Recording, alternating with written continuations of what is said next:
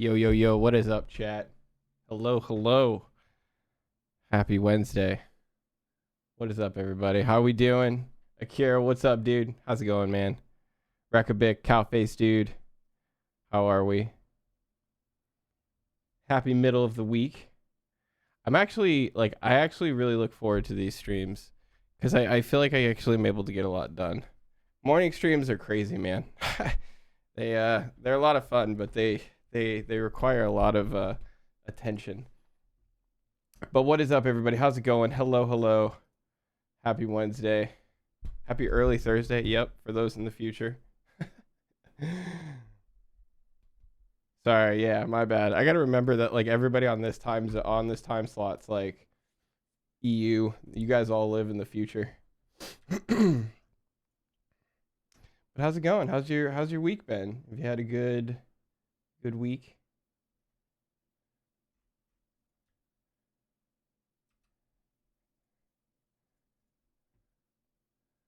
My week's been pretty good so far. Been a busy one, but a good one, I would say, nonetheless.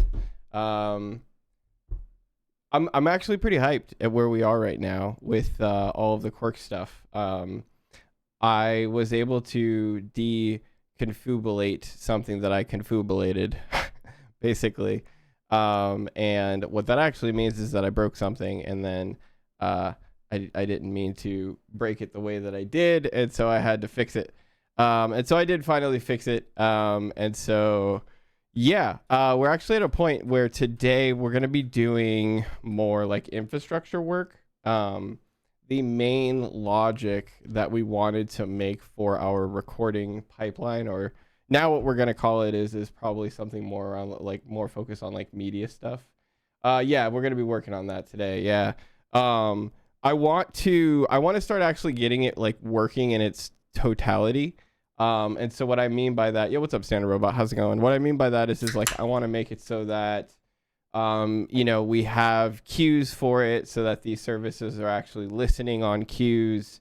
I want to make it so that like we actually process things.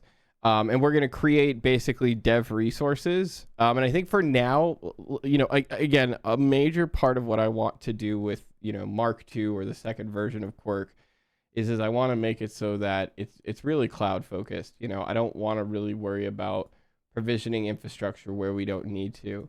And so, yeah, we're going to make some cloud resources. We'll probably start with that actually. And then we'll move into actually wiring up our service to, our queues and getting messages and all that kind of stuff. But yeah, should be fun. Let's see here. Okay, cool. So let me go ahead and hop into desktop mode here.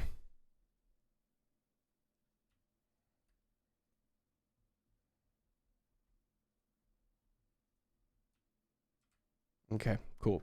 All right, so what I have done so far is I have created a new repository called Quirk Pulumi Worker. Now, again, I talk about this often. There's going to be YouTubes on this in the future, so don't worry if you miss something. The TLDR is that I separate my automation based off of the concerns that I have for my infrastructure.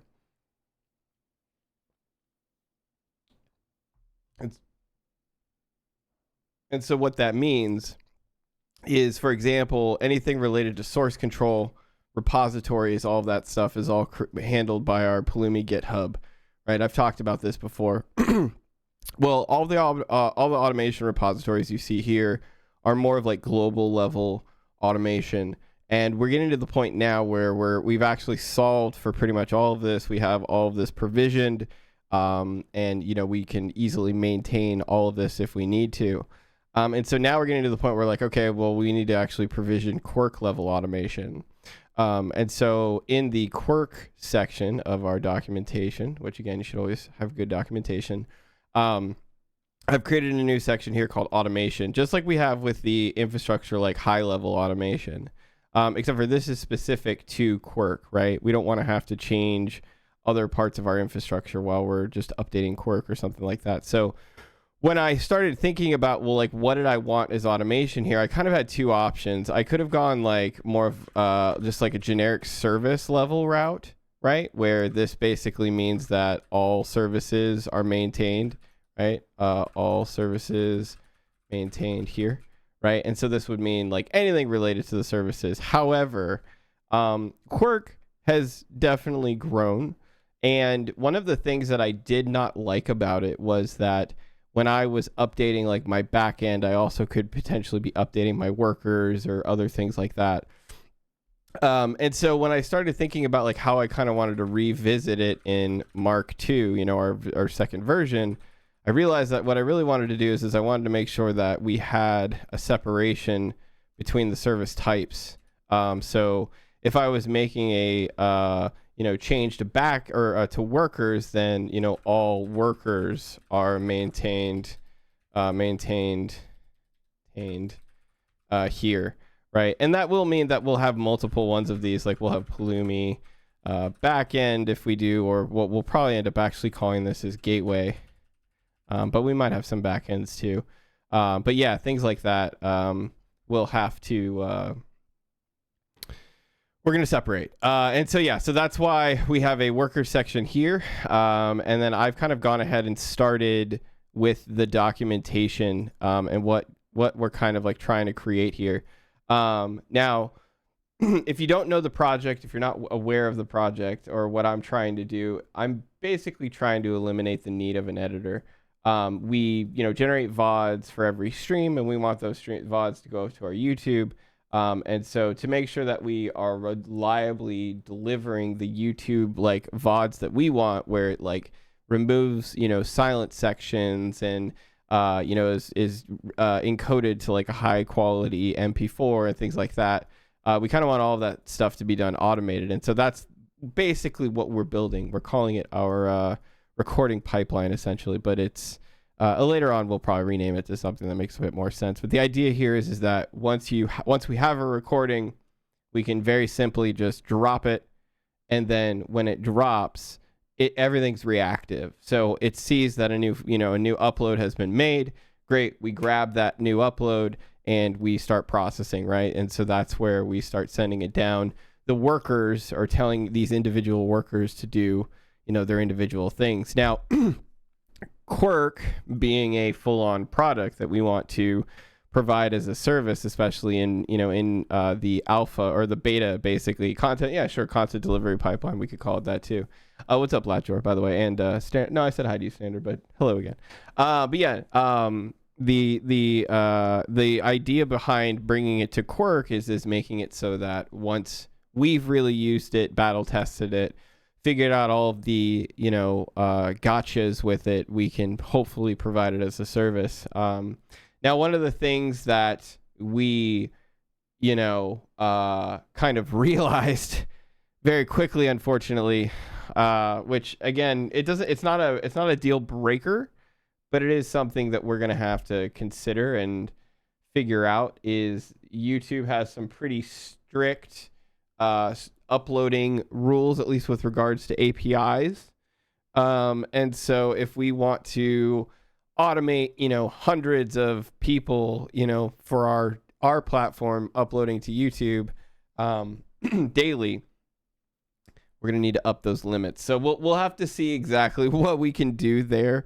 There's like a whole request process and things like that. So it's actually very interesting. The limitations around there. We'll see exactly what we can do. For right now, again, we're just building it for us. And then maybe like some select people. Realistically, out the gate, we could run this specifically as like an exclusive feature inside of Quirk for a few like friends of ours that we know would use it a lot. And then basically battle test it with that. We will use it for every single one of our streams. So, we'll be battle testing it, but using it with other people is also really good too. I guess you're not doing any Hippo stuff on stream. I remember you not wanting to keep anything related to Hippo in the VODs.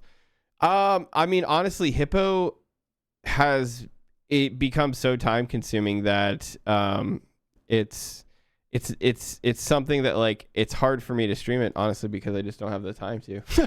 With I'm in a lot of meetings now. Like I talk to a lot of people daily. Like it's just it's a very different situation than than what I guess like I had before. And again, I'm also trying to go for principal engineer, which is something, I should probably talk about a bit more, but it's another reason why, content creation has been slowed down a bit and our streaming schedule got changed a bit and stuff like that. We have no desire of slowing down. That's why we're adapting, chat. We have no desire of slowing down, but you have to take the obstacles you can ahead of you. Yo, what's up, Vi? How's it going? Hello. How are you? How was everything? Yeah, it's been a minute. We have one late night of stream a week this time now. Now we still stream Monday mornings and Friday mornings, so we'll still be seeing everybody twice a week. But, yeah.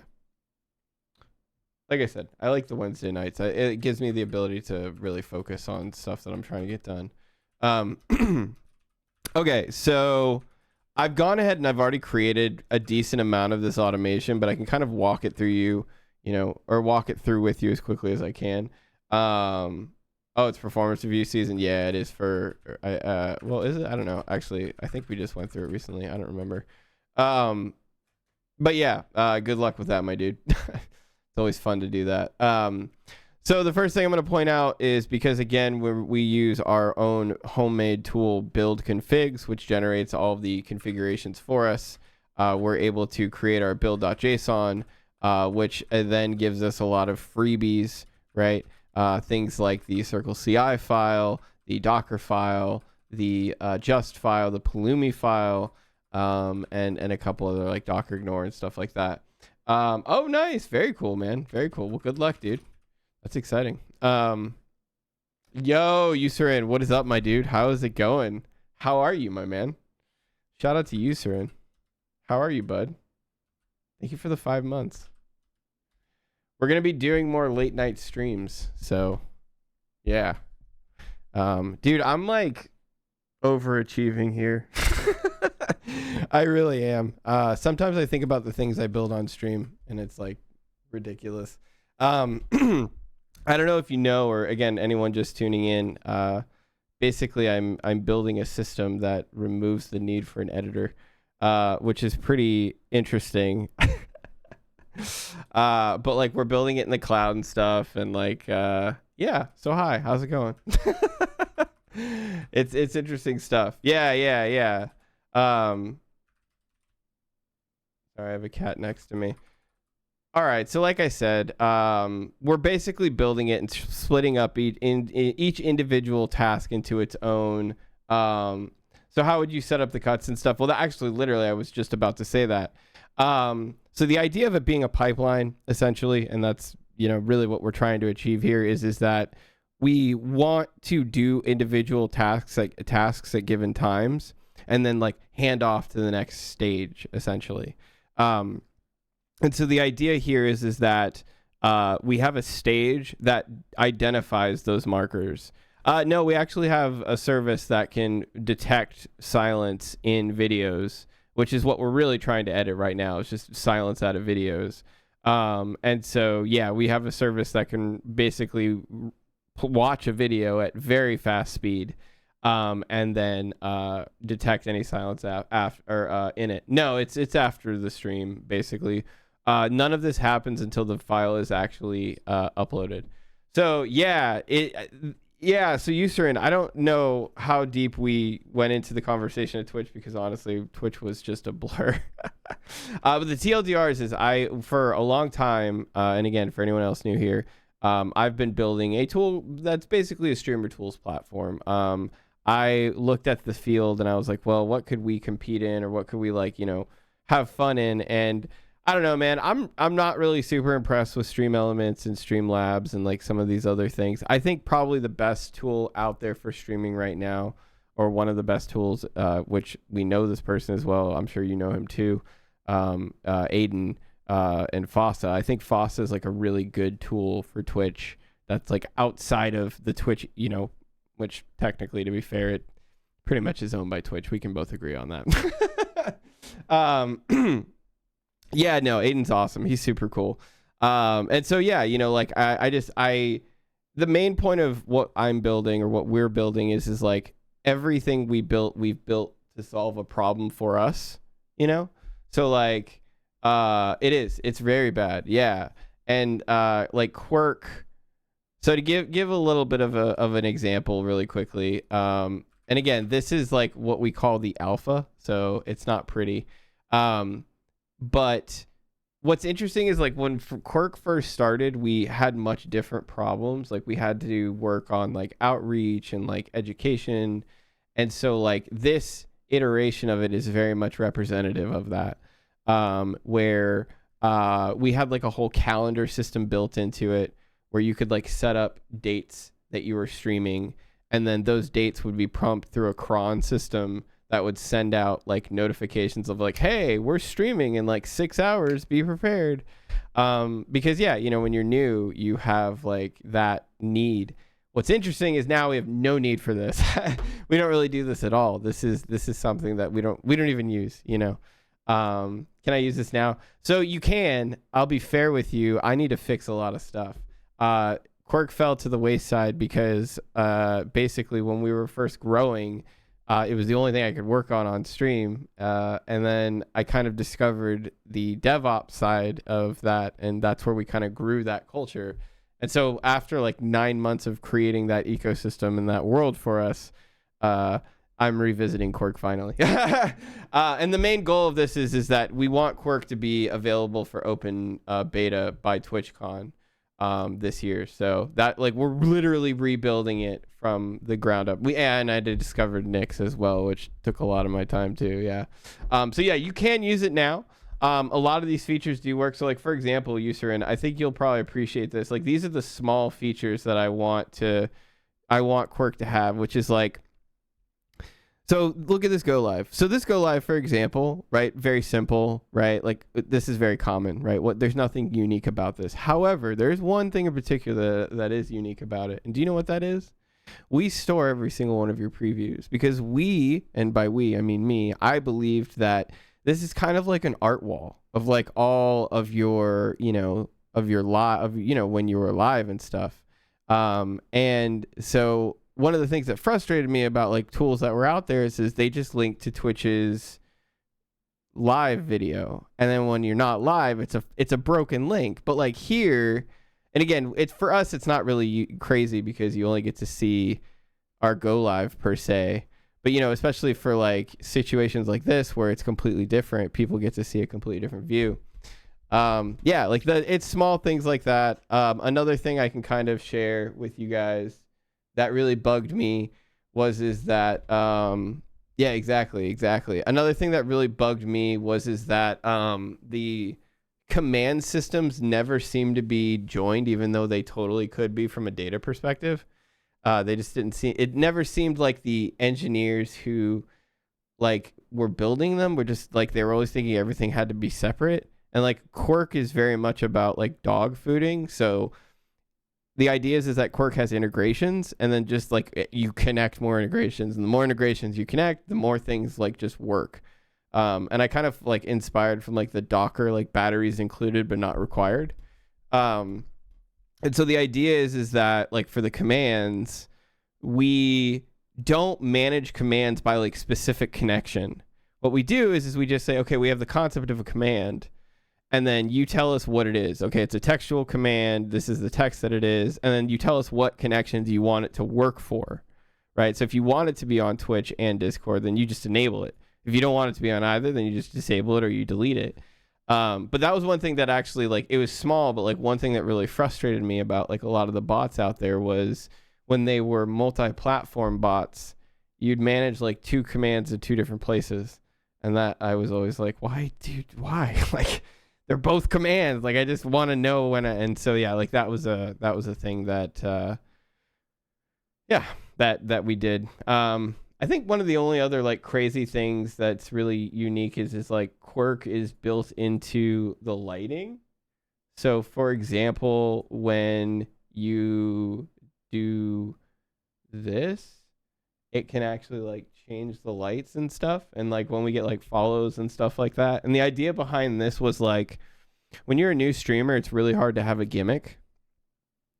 And so if I could like go out and like buy lights and then just like plug them into, you know, my Twitch, and so that like whenever somebody follows me, like my lights go to like a different scene, you know, or so forth and so on. Yeah, so there you go. Now Akira's, you'll see, was slightly delayed because there was something already running. But yeah, like it's synced up to the color of the, and then it goes back. Yeah. All of that was, it was just like, you know, as a streamer, how do you have more, basically we were trying to validate channel rewards, really. Makes a lot of sense. Even for my own use case, we have different channels with different needs, and I can integrate everything. Handpicked channel is simply amazing. I appreciate that, dude. Yeah, no, I really do. It's hard because I've been working on it for a while. And one of the reasons why I'm really rebuilding it from the ground up is because I want to reinvigorate my passion with it. Like there's a lot of really cool things that like we're either going to hire somebody for, or we're going to, oh, hi, dear say. Yes, I'll hydrate. Thank you. We're either going to hire somebody for, or we're going to, you know, do ourselves. And if we're going to do it ourselves, I want to automate it. And so that's kind of where all of Quirk's product ideas come from.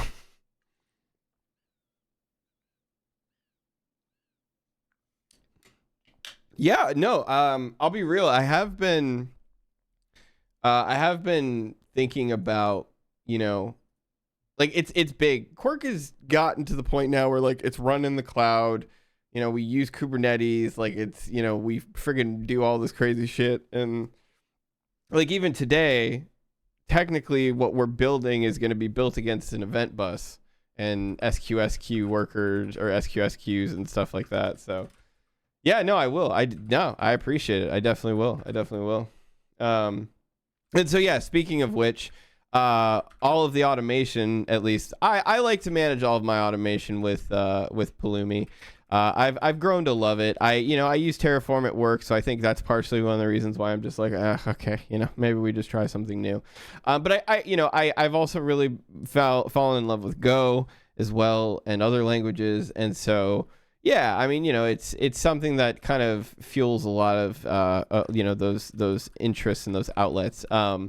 So okay, let's talk super quickly about what we're trying to achieve here. Again, if we go back, so we're creating a Quirk Pulumi worker repository. And again, we have the ability with our build.json to automatically generate a bunch of like build related files for us. So basically we run this, or we create this file with this configuration in it, right? We then run our generate command, which is basically uses Nix to run our CLI tool. Excuse me, sorry. And when we run that CLI tool, we get our, as you can see in the massive ASCII art, auto-generated files. And you'll notice that some of these are, and some of these aren't. So like this isn't auto-generated, this isn't auto-generated, this is. So what do we get for free? We get the Circle CI file for free, we get the Docker file for free, the git ignore, the Docker ignore, the git ignore, the Docker file, the Pulumi file, the just file, and yeah, that's it. So quite a bit. You know, again, if we're talking about like, hey, I'm a new developer and I need to know like the commands I can run in a repository, well, that's how we solve that problem with just, right? And you get that out of the box because we use build tools to generate those files and things like that. So we generate those files. We've got those files generated. Now we're actually going to set up the automation. Now, if we look at the Pulumi configuration, and I want to start with this, you're going to notice that we have an options with a binary set to Quirk Pulumi worker. Now, the reason why we do this is we standardize the name of the binary that we generate for our Pulumi automation, so that one, it's always different, and two, that it's named basically the same as the repository.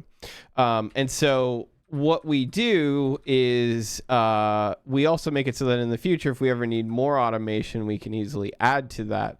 And so effectively, there's a neat trick you can do with Go where you create folders, and then you have main files basically in those folders. And you kind of store everything in a command, and you can kind of think of this as like the entry point to your applications. with Go, and I mean, I think a lot of programming in general, it's a good idea to try and really have an abstracted mindset where it's like, okay, tight components, testable components, reusable components, things like that, right? And so you'll see a lot of repetition, but it's purposeful repetition. And so in this main file, what we see is we see I am immediately importing, I'm immediately importing, a worker module in Go that's an internal module to this repository, and then I'm also importing Pulumi with it. Now, if we get rid of all of the code that's kind of just, creating resources here, this is all the Pulumi. Yeah, no, I do too. I really have fallen in love with Go. I like it a lot. But yeah, so that's all the Pulumi. That's it to get this started, right? Very small. What we add here is all the resources that we're creating.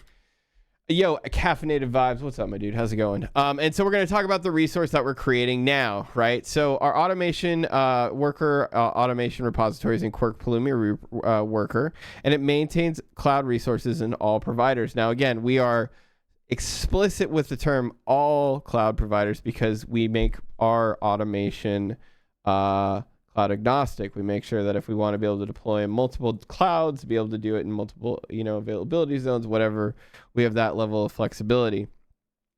We're focused on Amazon, but it's good to start the automation just generalized as much as possible. And what we want to be able to do is we want to be able to take a worker off the shelf. That's what we want to do. I want to be able to walk into the Alta 4 or the Quark sub warehouse of the Alta 4 main warehouse and be able to say, okay, I want a worker. Give me a worker. What do I get with a worker, right? So this automation is written in Go, and we're gonna create basically a worker component. And so out of the box with this worker component, we should expect a series of resources depending on what we have configured, essentially. Now, what you're going to see here is basically the start of what we're going to be creating. And we might add some more to this. We'll see. But for right now, this is kind of at least where we're starting. The first thing, or the main entry point to our service, or our worker in this case, is going to be EventBridge, right? And I think whenever we talk about like service level automation, we're really talking about automation that's only touching the service, right? Anything that is a dependency of the service that may be able to be somewhere else, like the actual, instance, the database instance creation doesn't have to be with the service. It can be somewhere else, whereas the, credentials and all of that get created somewhere else, and then you just add those credentials to the service and it just knows, okay, I can connect. That means you've just abstracted away the database from the service, and you can move those two wherever you want. You're like, okay, now we want to shift databases over here.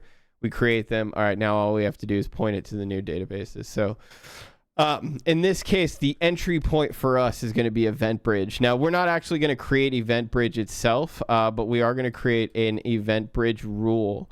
An EventBridge rule, essentially, if you do not know, is what EventBridge catches and says, like, okay, I have recognized that this is something you want me to react upon.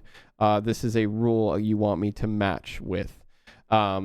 However, it won't go directly to the rule or the SQS queue. I think what happens actually is it goes to the EventBridge target.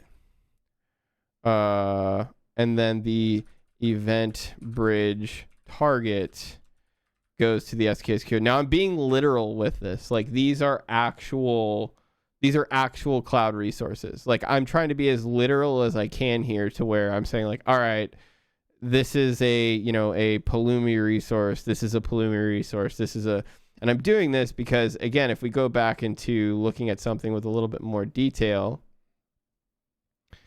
say we go here and say we look at like network, and then I'm like, okay, well, I would like to be able to understand how networking's wired up. I could see this, very easily, and I'm pretty expectant, of what I get. Okay, cool. I get a VPC, I get a network ACL, I get a series of private subnets, I get a series of public subnets, I get a NAT gateway in that public subnet, all that kind of stuff. So yeah,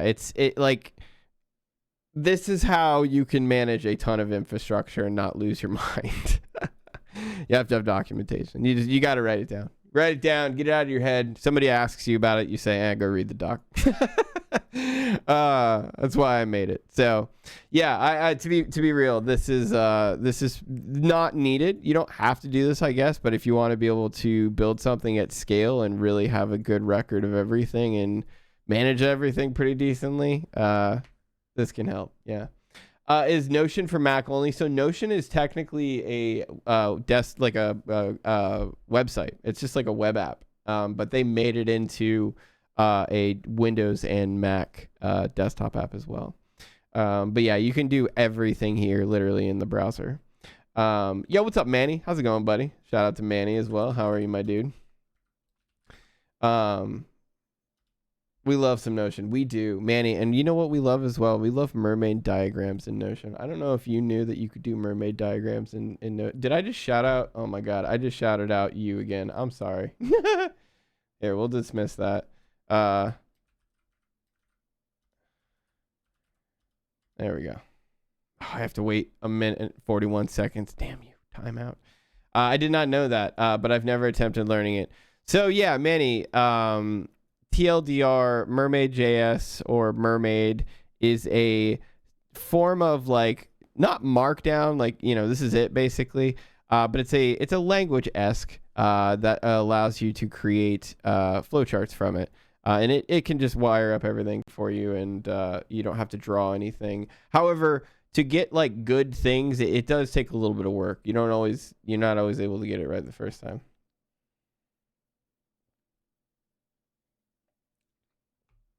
That's fair. No, that's fair. That's fair. If it gets like super complex or like there's a couple downsides to this, right? Like there's no context to this with like Lucid or something like that.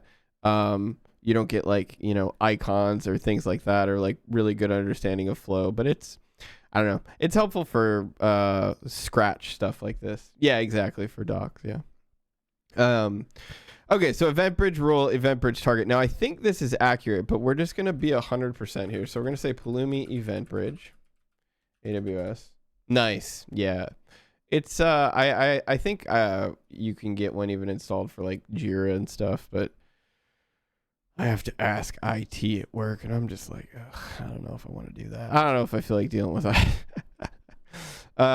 Okay, so event rule. EventBridge was formerly known as CloudWatch Events. This functionality is identical. Okay, so let's look at Event Bus. Now, we already have an Event Bus. This has been created. We've created this already for, I think at least for prod, although we may need it for dev. There we go. Thank you for the shout out. I appreciate it. We will need to create this. However, one thing to note, and I will say this, yo, Cowface dude, thank you for the lurk. One thing to note, and I will say this, is that not all workers will need access to the EventBridge, right? Not every worker in Quirk will need a EventBridge access. So if we go back to our document, one thing I do want to make a small change to this is that this needs to become a dotted line, because we won't always send stuff directly to the queue or directly through EventBridge. Sometimes it'll just go directly to the queue. And again, there are like small little things like that, like it can do to kind of give better context, but yeah, it's not perfect. Now I do want to keep advancing off of this. However, I would like to start with the queue first, because I don't think we're ready for the EventBridge target and EventBridge rule just yet. So we're going to start by creating an SQS queue and an SQS dead letter queue. Now, when we talk about like how we're going to create that, what we have said is that we're going to create a component, right? So we maintain a Pulumi component that provides a basic DSL for configuration of what we'll say off the shelf workers, right? And so what we can even say too is underneath this we can kind of talk about the DSL a bit. So we'll go here. We'll say like, all right, let's talk about it in like data structure, right? First off, when we talk about DSL or like configuration, we're going to need to give it a name, right? It's going to need some kind of name. So we can say like example, right? And so what this will mean is that this will turn into like quirk env, right? Worker example. Right, this is the standardization that we'll use. So again, we use just example, but this will make sure that it standardizes it in the actual cloud resource creation to what, we can kind of see it in the cloud and expect it. So the next thing that we want is, we talked about the EventBridge rule and the EventBridge target being optional, that sometimes we're not always going to send it to the SQS queue. Now, we don't have to do this right now, but another thing we could kind of consider is like maybe EventBridge rules, or we could also just say it as event rules, right? Maybe this is like an array. And so if we have that, then we can create the EventBridge rule. Now, if we make it an array, it might make more sense to go back in here and say, okay, well, maybe we have multiple. So we have rule A, which goes to target the same target, right? And then we have rule B, which goes to the same target as well. And so now we get a little bit better where we can say like, all right, well, we can create multiple rules if we want. They go to the same target. And then that is processed by the SQS queue. And this kind of helps us define our schema a bit more. So if we say like we have none, then we get none of those. And as a matter of fact, I guess it would technically mean that we would only need an EventBridge target if we had a rule. And we don't always send directly to that. So maybe it does make more sense to just keep these like this for now, so that we know that eventually... Whoa, what was that? What? I've never done that before. Sorry, I didn't know that was a thing. That's cool. Then Lucid for infra design with nice AWS widgets. Yeah. Well, you say it right. Technical design, not infra design. So I see why you use Notion for MVP. Yeah. Exactly. Yeah, for MVP, it works pretty. Like, the only thing I need this to really do is I need you to be able to look at this and be able to go like, okay, cool. I get what we're kind of getting out of the box here. Okay. So if we're going to do the event rules thing, then I think we should add that. So event rules string. Right, like that. Now, I don't think we actually have to add anything. We're totally fine because the array can be nil by default. Now, I've already added some information or some resources here, but let's talk really quickly about what this file is and what it's really doing. Now, again, if we look at our documentation, we said we want to create a component. If you don't know what a Pulumi component is, basically a Pulumi component is a set of resources that are all contained in a resource that you define. So instead of saying like, okay, I want an S3 bucket, I want this, I want this, I want that, what we say instead is we say like, okay, I'm going to create a primary resource, like resource component, right? And then with that resource component, I'm going to put all of my resources that I want or need for this thing I'm trying to make inside of it. And so in that scenario, what we're doing is we're creating a worker component, right, ourselves. And then we're putting all of our resources inside of it. And yeah, it's kind of like a Terraform module. I mean, I would say it's almost the closest, comparison to what a Terraform module is. So yeah, I think that's a great comparison. I think, the only difference here is that it's in, the language of your choice, really. They really solve the same problem of taking something, abstracting away, and making it reusable over and over. So when we create a worker, right, we create its function, because again, this is a language, so we're creating a function in Go. We say, okay, well, we want to pass the context of the run or the update or whatever we're doing, right?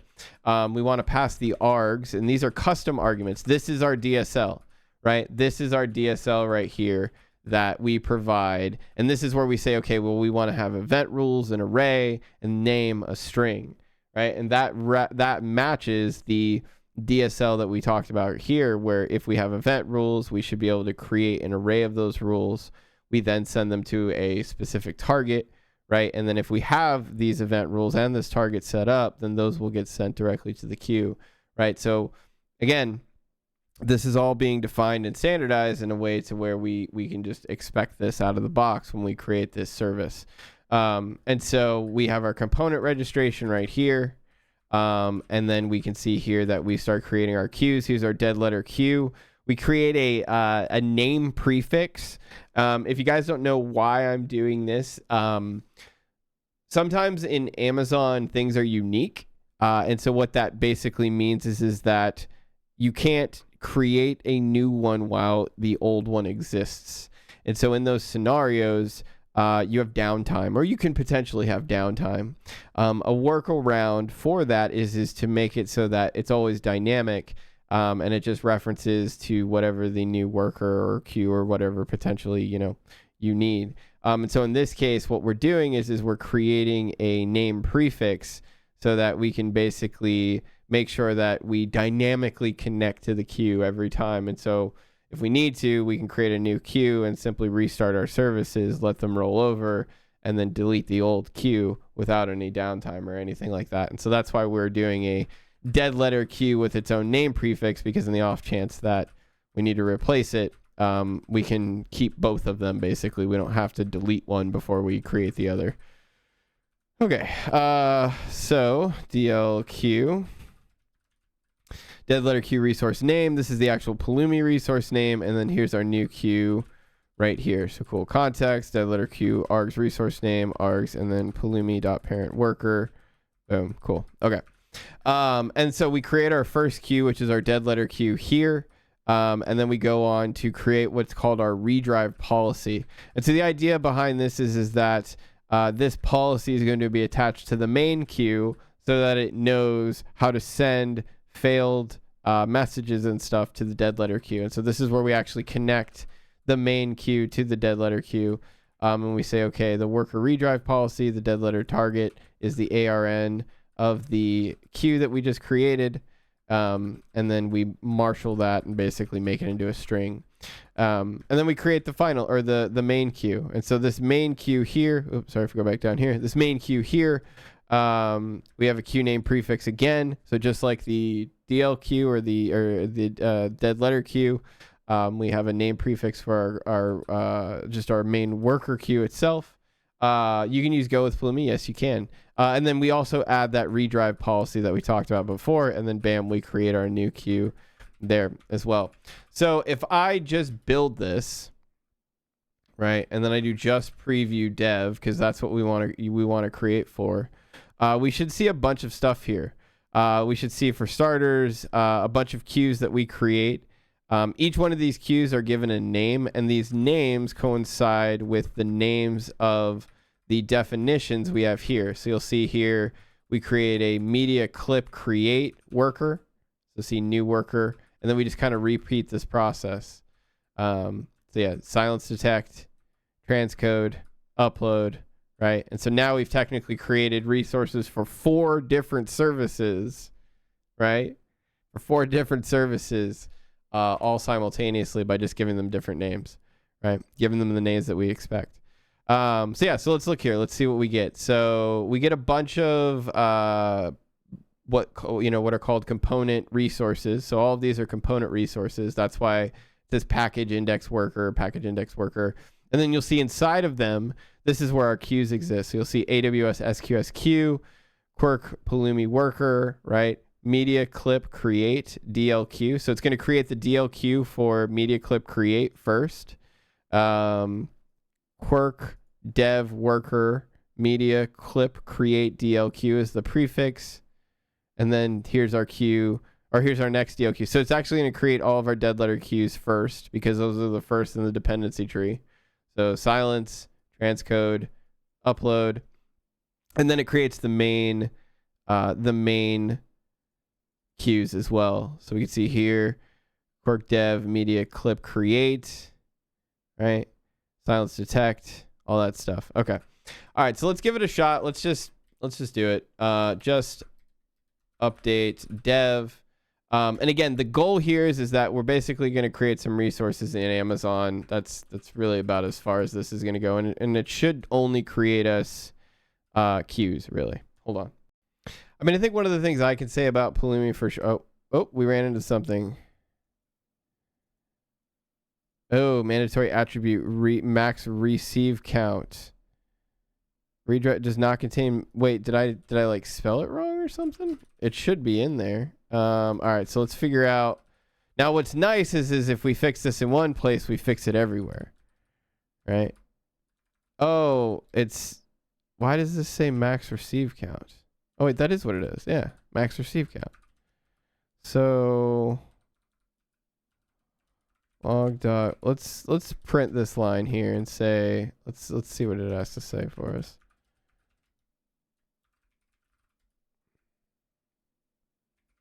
Update. Of course. Now, technically, I think this should mean that we do have queues for our dead letter queues. So let's go here. And yep, here they are. Here's our dead letter queues. So we did get our dead letter queues. Dev worker, media clip create, silence detect, transcode, upload. All of these got created. And you can see here that they got, not only did they get created, but they got created with like really weird names, right? DLQ2, right? These are, I would imagine these are timestamps. They look like it. 2023-03-02, and then I guess the actual time. So maybe that's how they make them unique. They make them unique by timestamp. Again, I don't know. I'm totally guessing. But yeah, now we have dead letter queues. Awesome. Okay, so we got our dead letter queues. That's cool. We need to create our main queues, but we need to figure out why our redrive policy is not working. Oh, you know what's interesting? It looks like we're getting a redrive policy of an empty. It looks like it's empty. Is it empty? I'm confused here. Let's see. So I actually don't think this is empty. Wait, this should be a string. So why did it get printed like that? That's weird.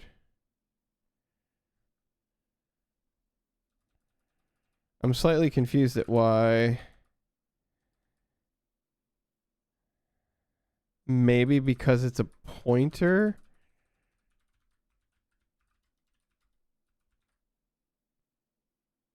Oh, wait, no. Maybe because it's a pointer. Although I don't feel like. Yeah, I was about to say, I feel like they would handle that themselves. Maybe this.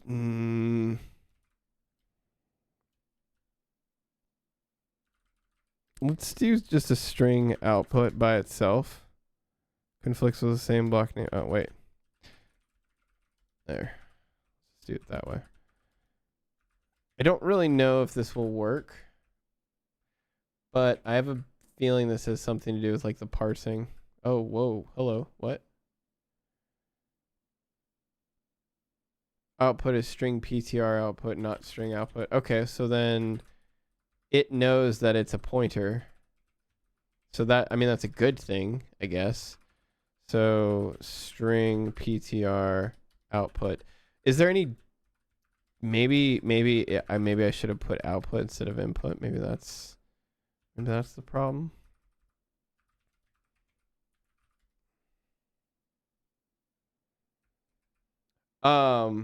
Yeah, I mean, mainly any AWS stuff I do is Python and Terraform, but Pulumi is new tech. I think the idea of leveraging language rather than domain-specific Terraform. Yeah, no, it is. No, it is. Like, bottom line, it is very cool.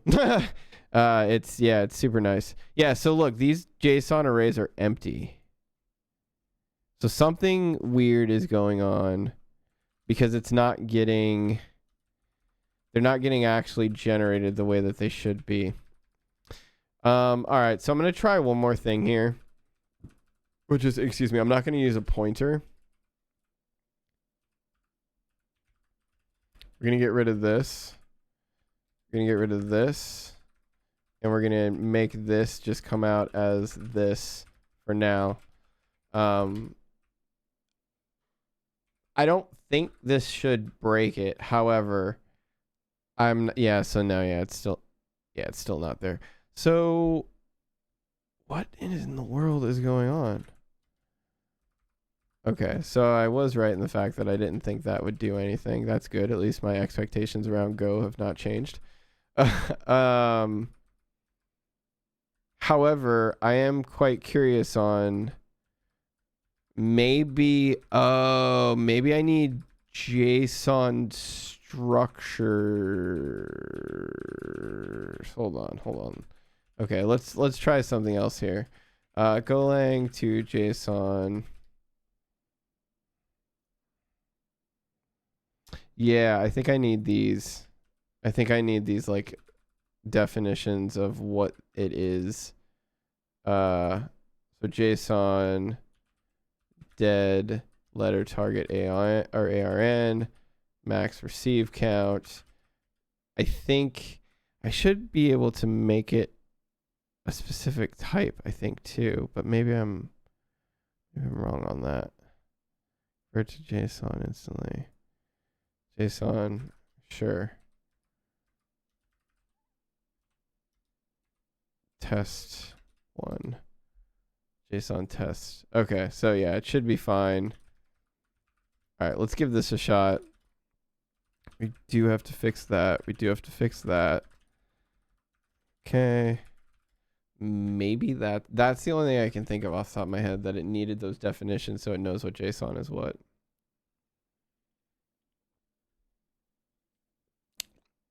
I was right. Okay, cool. And if we refresh, hey, look at that, chat. There's all of our new queues.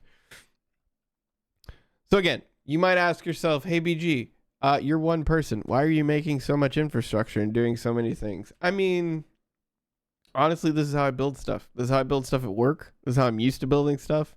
You don't have to do all these things. But again, a lot of the stuff that we're trying to do as well, we're trying to build for more than just ourselves. You know, we're trying to build for a lot of other people, and eventually making it a product and things like that. So scale and other things like that, like how we can host it in the cloud, like automation, how I can basically have a life while still maintaining all of this stuff.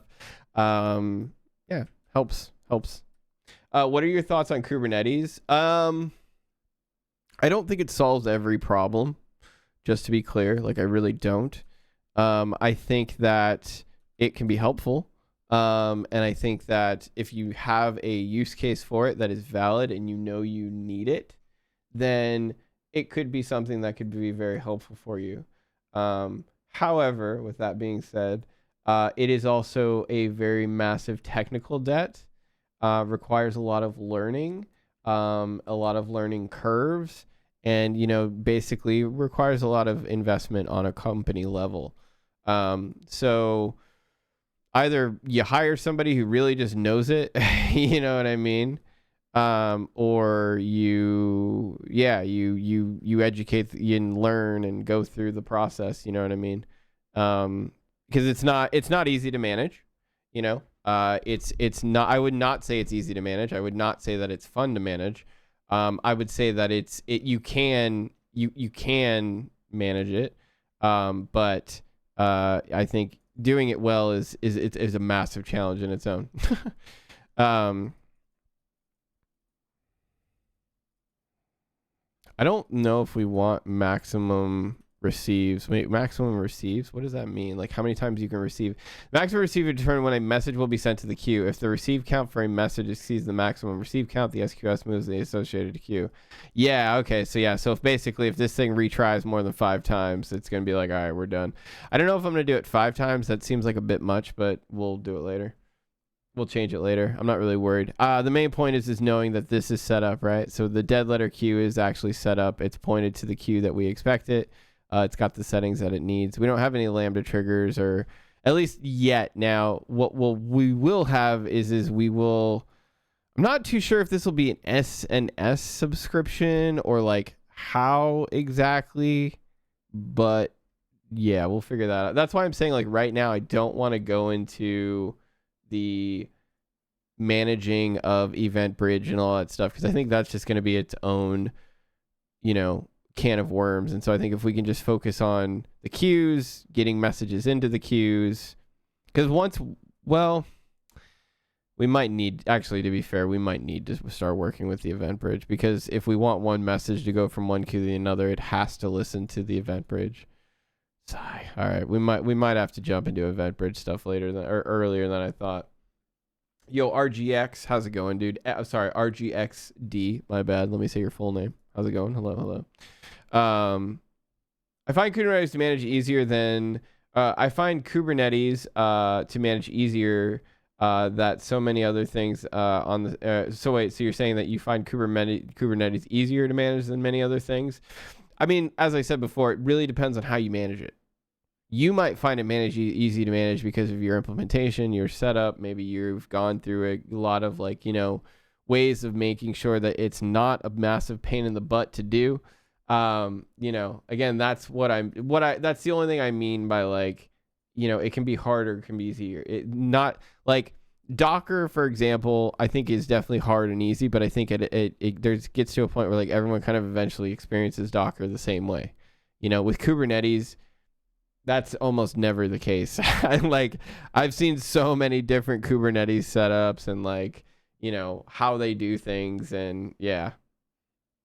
I manage a multi-cluster hybrid cloud, and so dog, you're already way beyond the yeah, you're already in the chosen land, my friend, or in the promised land, my friend. You've achieved container nirvana. Every time you run Pulumi update, do those unique identifiers at the end of resources change? No, they don't. They only get changed whenever the resource is recreated. Yeah, only if the resource definition gets changed. Yeah. 8 years with Kubernetes, I don't recommend. Yeah, exactly. Yeah. I guess it is like Nix. It is. Yeah, they solve different problems, but their complexities are very much still similar. Yeah, for sure. I don't know if I haven't worked with it for 8 years. I think I've only worked with Kubernetes for 4 years, realistically. When did I get the platform out? A month ago, I think, about a month ago. Yeah. Okay, so one thing I will say, and I'm hoping that we can figure out how to do this. We might have to write some automation so that it can look up its relative queue, right?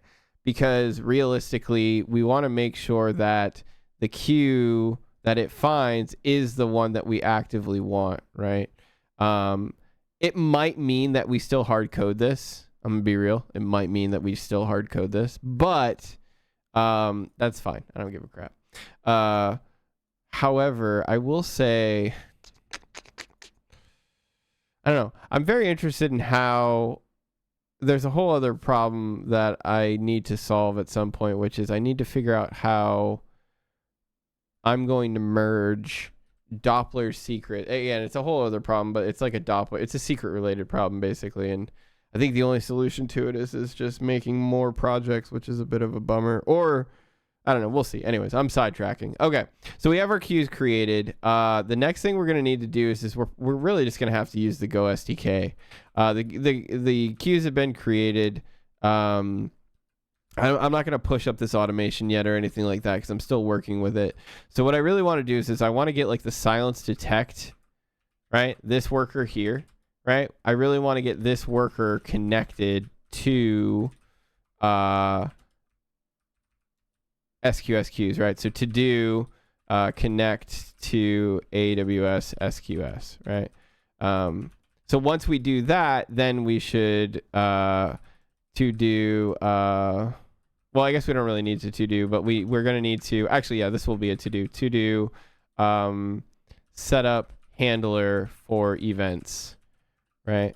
Now, if we wanted to be lazy and just see how far we could go with it, we could ask the chat god, how do we set up a listener for SQS queues in Go? Now, here's the thing.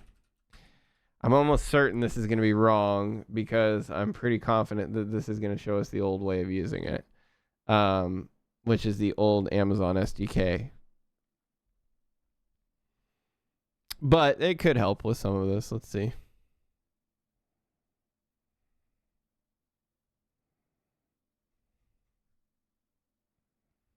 Okay. So to set up a listener for AWS SQ and Go, you can use AWS. Yeah, right. Exactly. The SQS package, right? So new session, AWS config. Sure, that's fine. We can do that. SQS new session, your queue URL. Yeah. So for now, we'll just hard code it. That's fine. Attribute names. I guess. I mean, we don't really have to worry about any of this. I don't think. Max number of messages. We're going to set this to 1 because we only want to process 1 message at a time. Visibility timeout 60 seconds. Wait time. We can set that to 20. That's fine. Create a channel. And then we run this in a Go routine for send, receive, messages, message. That goes into a channel. Okay. So messages. Signal, OS signal, signal notify. 4. Set up a signal handler to clean exit the program when interrupted. Okay, I like that. I actually like that it brought that up, the signal handler. And then here's our final for loop right here. Okay, so basically we run our actual listener in a Go routine, and then we set up other things we want to, and then after we set up those other things, we do our final listening right here. And so what happens is then we say, okay, any messages that come through, we propagate that message. We say message received. And then delete the message from the queue, replace with. So here's an interesting thing. Do you have to actually delete the message from the queue when it's done processing? I guess that makes sense. I just never thought that. Yeah, well, I guess, yeah, that makes sense. It's basically the equivalent of like a touch or a whatever.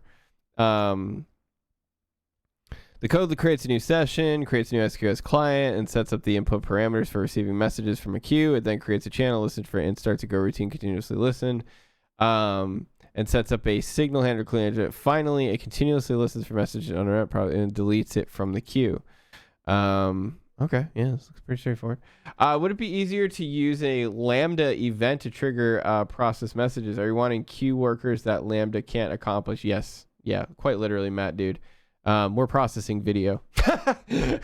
That's the easiest way I could put it. We're processing video. So yeah, unfortunately, we need these to run in our own workers with like our own infrastructure and stuff like that. Golang.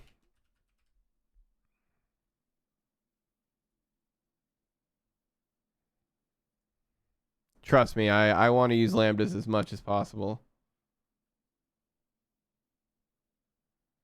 Well, that's kind of like why we're like not fully, looking, or we're not fully using that. Actually here, let's do Golang, AWS, SQSQ, or SQS example.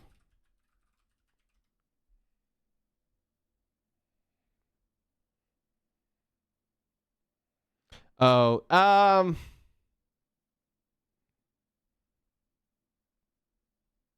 I see what you're saying. Use the Lambda as a middleware.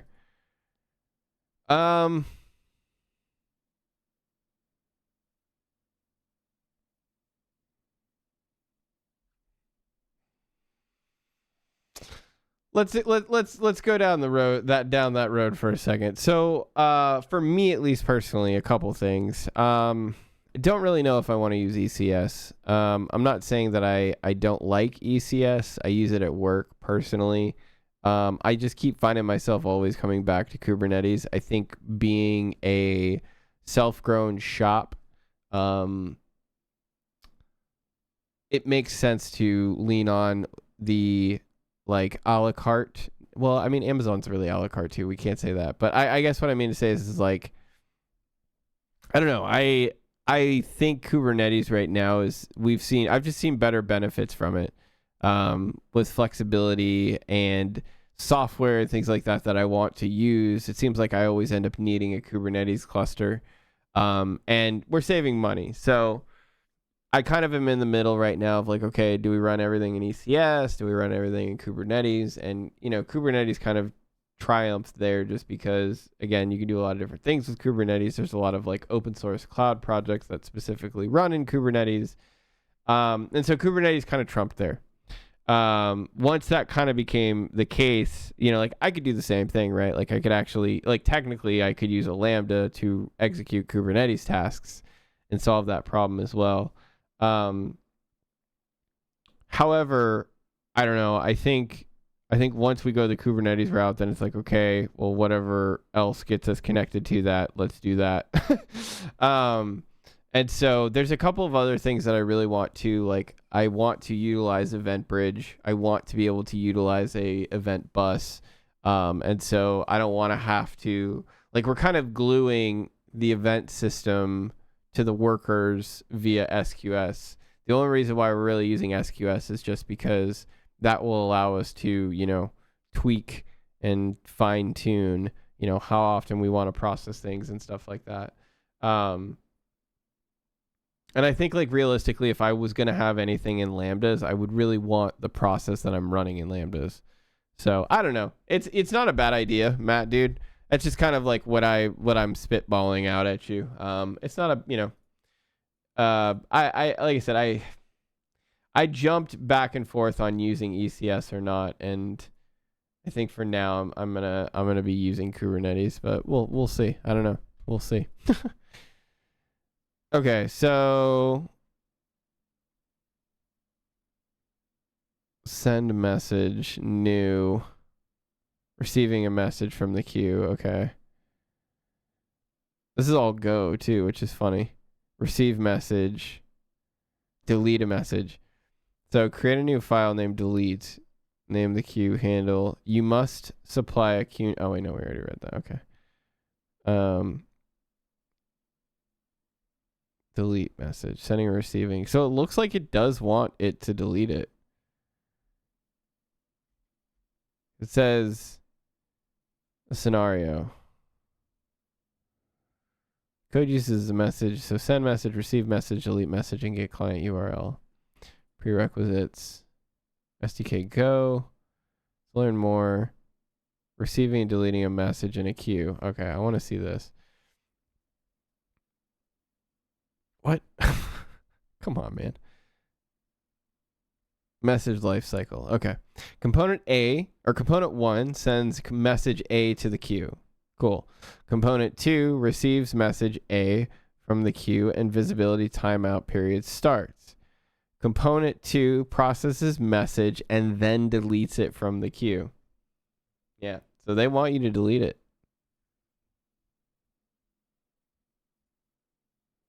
It would appear that they do.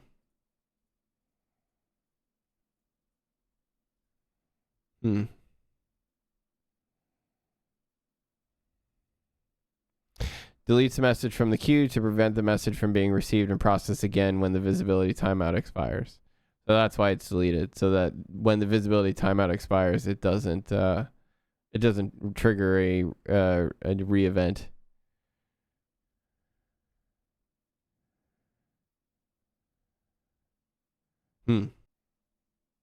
Yeah.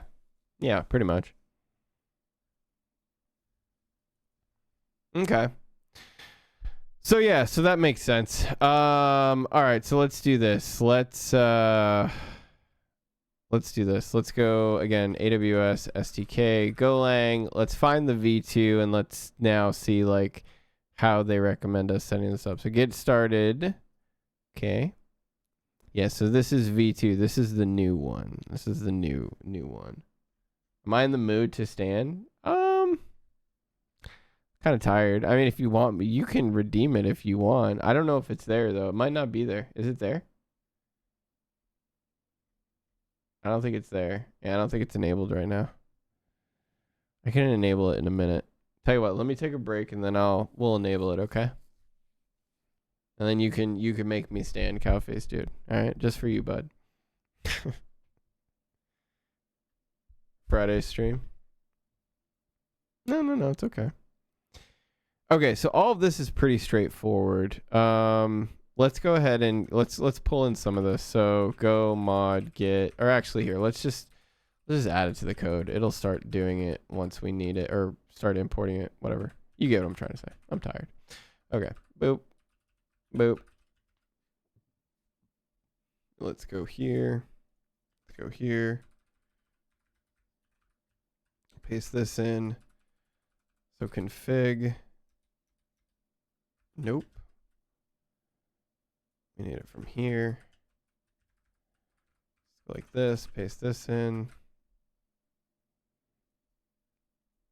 Like this. Wait, this is S3. We don't want that. Okay, context. Where's context coming from? Oh, it's just context itself. All right. So context. All right, cool. So we've got that. So let's go mod tidy, and then it's going to find the packages for us. Fantastic. Go back here, and we should be cool. Now we have a config. Now we don't want S3. What are we building in Go tonight? We are building a worker that connects to Amazon SQS queues to process video footage for us in our sweet new pipeline that we're building. Code example, SQS examples. Yeah, man. How you doing? So we don't, oh, it's all V2. Okay, never mind. Send message V2. Okay. What? SQS. Send message. Receive message is what we want. My bad, not send message. Receive message V2. Okay. So let's go down to config, SQS. Okay, so let's grab this. Actually, here, let's just move this over here. Let's zoom this in a bit so you guys can see this. And then let's do this. Okay, so client. And then we actually want the SQS package. Let's copy that. Actually, let's delete this really quickly. Copy this. Go back here. Paste in this. Go mod tidy. Now we have SQS. Oop, almost. And then now we should be able to create our client. So we're near here. Client SQS dot new from config CFG.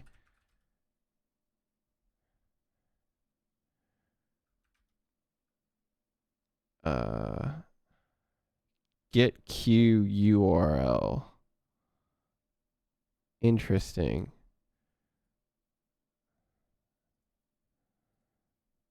API get queue URL input. Why did they just wrap this in a function? Okay.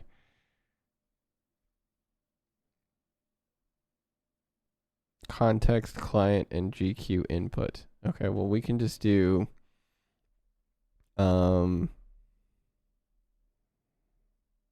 was it client dot get queue URL? Yep.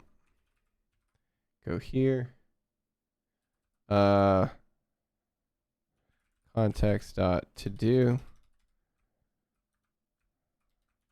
And then the URL is defined in the params of get queue URL input. So get queue URL input SQS dot get queue URL input. Cool. Queue name. Do you think that you can like alpha match against this? Because if you can, then we're in good business. The name of the queue whose URL must be fetched. Maximum 80 characters, valid values, alphas, hyphens, and underscores. URLs are, and names are case sensitive. So I wonder if you have to require the whole thing. Like if it has to be the exact URL, right? Like for example, if we wanted it for silence detect, does it have to be this whole name? Because if that's the case, then it has to be that. All right, let's move this back here. Oh, whoops. Move this back here. Cool. So yeah, so that's our queue name. And then we do get queue URL input. Hey, what's up, Coder? How's it going, buddy? Queue URL error. If error not equal to nil, then I guess we can just do a fatal for right now. Error. And then this should be our SQS get Q URL output. Okay. Doing good, man. Doing good. Just chilling. Okay. So then we get our Q URL.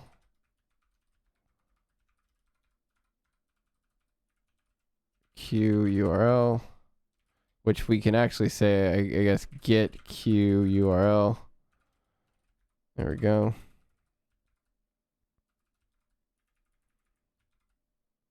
Which is doing a pointer to a string. And then we do a receive messages input. Okay.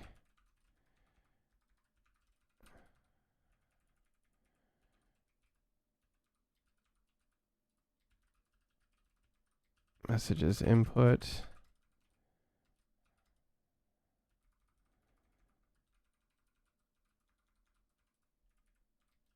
Types. I would imagine these are SQS service types. Yeah, these are. Okay. Enum values for Q attribute name. Okay. Q URL, max number of messages, visibility timeout. We'll just do this for right now. Cool. Okay, so I'm not really entirely sure what all of this is. So, okay. The name of the message attribute where n is the index. The name can contain alphanumeric characters. The underscore hyphen. The name is case sensitive. The name must start with AWS reserved. Okay.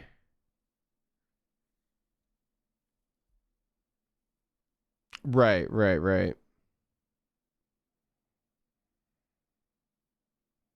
All. Okay, I see. Yeah, so in this case, we get all the attributes. I see. Okay. That's fine for right now.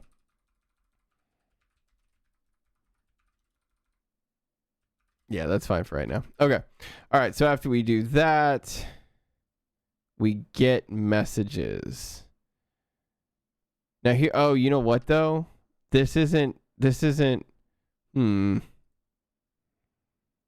look at this function. Receive message, see input. Input messages, get message. Yeah, I do. Interesting. So this isn't exactly what we want, right?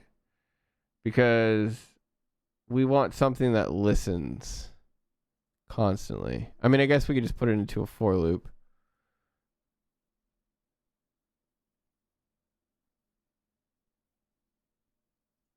Yeah, I guess maybe that's the only difference here is that they're not doing a for loop.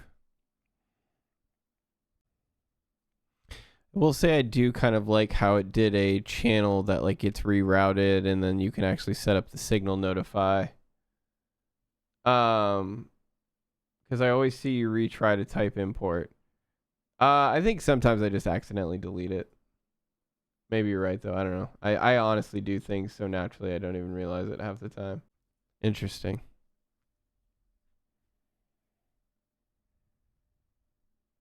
Send message, receiving a message. Okay, so how did we do this again? So we get the URL. Yep, there's that. Receive message, message result. Oh, see, but they don't like. They also don't like wait for it. So again, I'm guessing that if we just put it in a for loop, we'll be fine. I do like the idea of creating a channel, so we can create a channel as well. I'm not against that. So here's our channel. SQS message. Oh, that's right. This might not actually be like a real thing though. So let's see here. Messages 0. So we need to figure out what that is. Let's do this.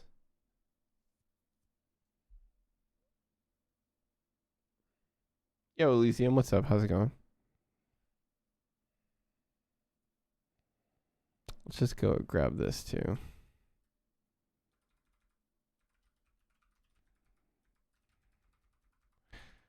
So service is going to become client dot receive message. Params is going to become receive messages input. We don't need that, I guess. This is, oh, it's expecting a pointer. Okay.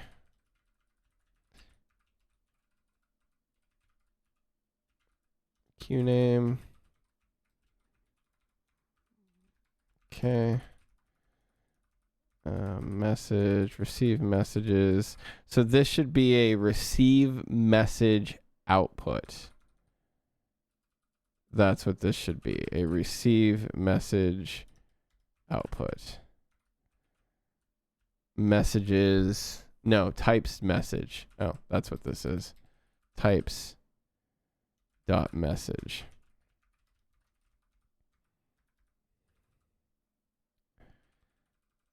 Response messages. Message. Types message. Wait. So this is, oh, but it's not a pointer. Interesting. So that's why this is like, what?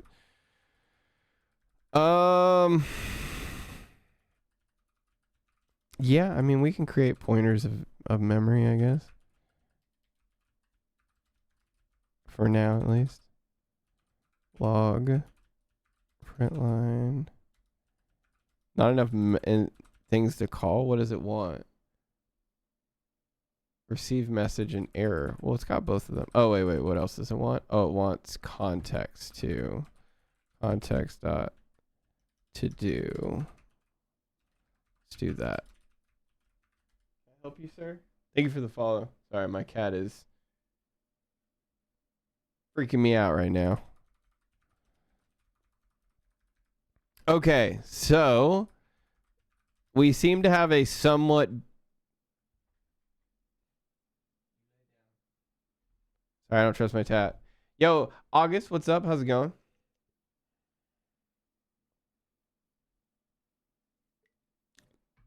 Pardon the Coca-Cola ad. How do you like the Ergo keyboard? Oh, I love it, dude. I've been using it for years. It's one of my, if not my, I mean, it is my favorite keyboard, quite literally. Yeah, I love it. Yeah, I really do. It's, I highly recommend the Moonlander if it's something that tickles your fancy, you know what I'm saying? If it just tickles it just right, you know. It's up to you, though, on how you like your fancy tickled, though. So, you know, I can't make that decision on how you like to be tickled. I can just tell you I don't know where I'm going with this. I'm done. A wild Atoda appeared? Nah, you're crazy. Atoda's a figment of your imagination. It doesn't exist.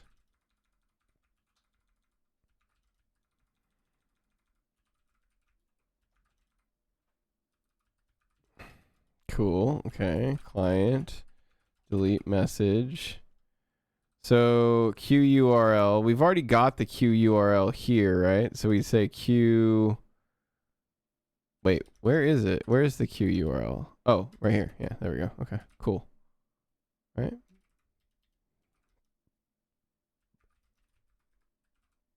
Yep. Not enough arguments in call client delete message. Oh, you want a context again, don't you? You really shouldn't be using context to-dos. I'm just like being lazy. So, you know. Sue me. I'm kidding, chat. Don't actually sue me. Unreachable code. Where is your oh, yeah. No, I know. That's fine. That's totally okay to be unreachable. As a matter of fact, we'll just make it so that it's, you know, not reachable at all. All right. Toda arrive. Okay. Dude, you should totally write, direct a short film about coast to stream where one of the coasts is actually a figment of the other's imagination. What do you think Quirk is? Quirk. Toda's just my Scarlett Johansson robot.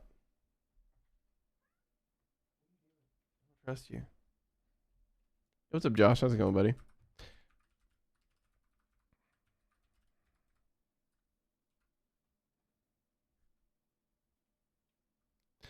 So I think what we might. Can I help you, sir?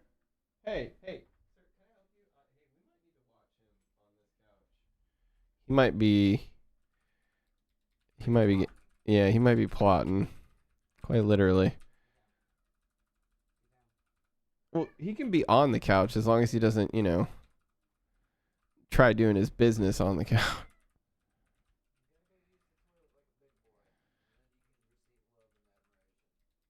Edward is in potty training mode a bit for being a 9-year-old cat. We got a litter box, new litter box. He got a new one. Him and his brother got a new one for Christmas. However, his brother has adapted it very quickly. He has not. Can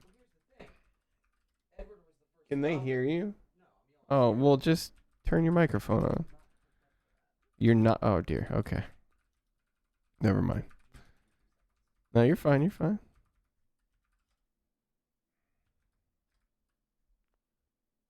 I don't know if Chad can actually hear me or not. So I got vibrations happening on the AWS? Yeah. So Chad, Edward was the first adopter of the robot litter box. It's true. Yeah, and we were so happy. And we were like, oh, damn, I hope Fonz gets it. And Fonz gets it like 2-3 days later. And like we think Edward's seen it cycle once. And it scared the hell out of him. And now he doesn't want to poop in the monster. Yeah, he's like, it's like Macaulay Culkin in the basement with the boiler. in the basement to boiler scene. Yeah, like seriously, that's literally, that's all I can think about is that Edward just looks at this thing and he thinks it's just gonna like eat him. It's just like, bro, you're okay. It'll be all right once you poop in it and get used to it. That's all we need. All right, Chad, I'm running off to go play fight games. Y'all have a good night. I'll see y'all tomorrow. Import and not used internal worker. How is that possible? Oh. Wait, yeah, how is that? Oh, yeah, because we removed it temporarily. That's right. Okay, never mind. All right, so we're basically at a point now where we should be able to load our queue, at least one of them, and see what we get, right? So let's go ahead and see what we've wired up, right? So we have a main.go file. I'm not abstracting any of this away yet, although I should. Eventually we'll move this into the worker. Let's create a file right now. We'll call it queue.go. All the queue stuff will go in there. Oh man, it's gonna make me, hold on, I'm gonna have to actually make yeah, worker, there we go. All right, let's fix that. I accidentally just broke the application for a second. So yeah, in our main we create a basic AWS configuration, right, from the config library. We then set up a client based off of that configuration. Now I'm using the default config, which basically means that it's going to check for my environment variables or the configuration in my home directory. I use environment variables, so it should get those environment variables, and then it will create a client. That client will then use the get URL method down here to use our name prefix, and you'll see here that we actually combine our name prefix with that big random number, so we really only have to focus on changing this in the future. We shouldn't have to worry about changing this. Although I will say, technically, this will need to change at some point too, because this is going to be, in multiple environments. Right now, we probably don't have to worry about it, but in the future, we'll probably want to make sure that we have like an environment variable. We're going to have to make these services configurable. We'll probably use Viper or whatever, I forget the thing that people use, Cobra, Viper, whatever, both of them, I don't know. Okay, queue name.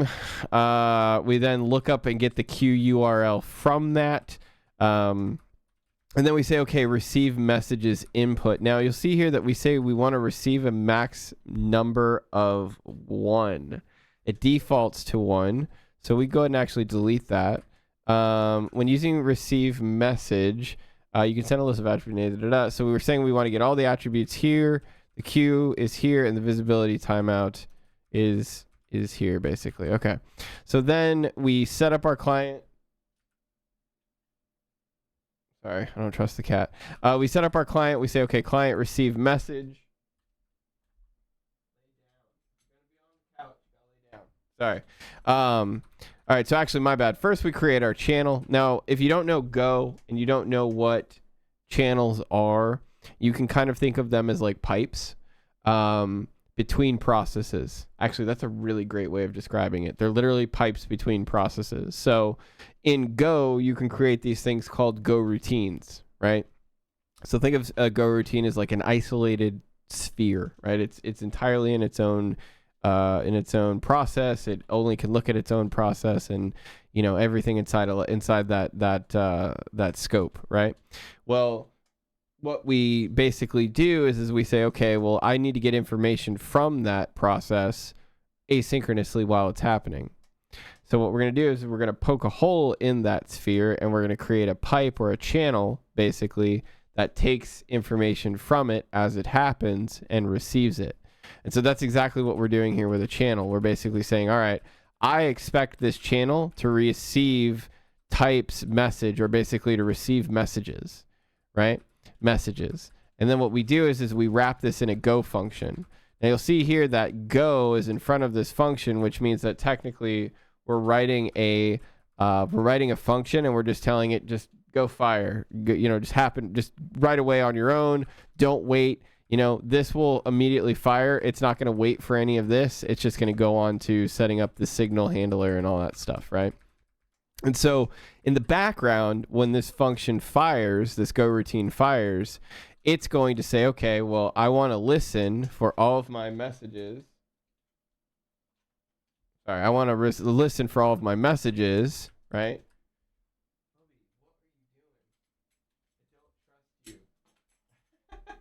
Sorry, I don't trust my cat. So anyways, we receive messages, and because it's wrapped in this for, what it's basically going to do is this for loop is going to say, keep listening forever. Anytime you can receive a message, get that message, process that response, and then in that range of messages, process any message and send it to our channel. Now we create a pointer here. I don't know if I'm going to keep doing this, but for right now, it's fine. Pointers in this case are totally fine. So we create a pointer to that, and then that gets sent into our channel. Now, because we're using a channel, we can basically do the exact same thing that we do with the listener here, but at the bottom, right? And you'll notice that this section, we don't have wrapped in a Go routine. So we wrap this one in a Go routine because we want to be able to process this data freely. But we want to be able to still do other things in Go as well here, right? And so basically what we're doing is we're saying, all right, run in the background, set up some stuff, and then wait, right? Now, if we tried putting anything else after this code, that's where my error came in just a second ago, where it was like unreachable code. This is all unreachable. And the reason for that is because this for loop is waiting for any of the stuff or any of the messages to come in through the channel. And so this is really our listener here, even though it's a for loop. This is a common way of listening in Go, by the way, is to create a channel and then basically say like, all right, wait and receive a message. And then once you get that message, then move forward. And yeah, that's really what makes multiprocessing or very powerful and possible in Go.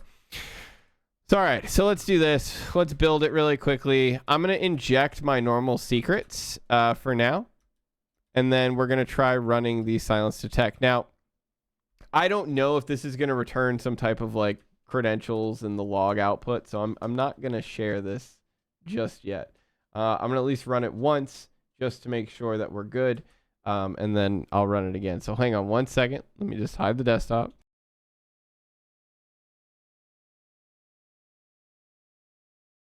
Yeah, so that's what I thought. Okay, so we're good. It's fine. It says simple queue service, non-existent queue. So we might have borked something. So let's say the log dot print line queue name. Let's make sure that we are doing the queue naming properly. Oh, let's build. Let's try it again. Okay. So, yep, there it is. We have 2 dashes. That should not be happening. So we definitely messed something up. Yep. There's a double dash. Get rid of that. Do that. Do this. Yep. Extra dash. Yep. You totally nailed it. And then we run. Hey, there we go. Okay. So check it out. So now you'll basically notice that we're hung, right? Phrasing. We're waiting for something to happen, right? And that's because of that for loop that's waiting at the end there. However, we are connected to the queue. Like we are connected. We are in fact listening for messages. If I wanted to send a message, let's try it. So I'll say test message, right? Delivery delay. Cool. All right, let's send a message. Your message has been sent and ready to receive. Bam, look at that. Received message, test message. All right, our queue's wired up. Now, that wasn't necessarily super duper fast. That's okay. Again, this is SQS, and we're also connected locally and stuff. We're not like in their network, so it's understandable to be a little slow. But yeah, we have our message, and you can see that we actually are getting events from the queue. Let's see here. You know what's interesting though? Akira, did he leave? I don't know if he left or not. I think Akira's still here. It doesn't say that there's any messages in flight. So it looks like it did in fact process the message. Yeah, see? 0 messages in flight. I'm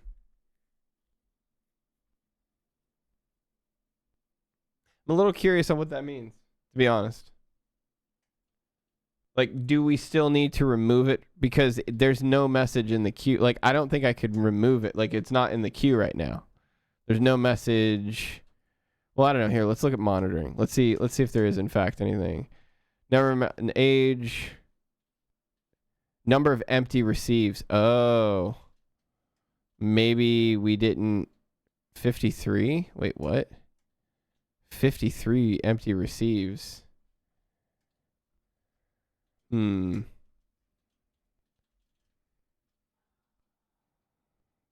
649 empty receives. Let's purge the queue.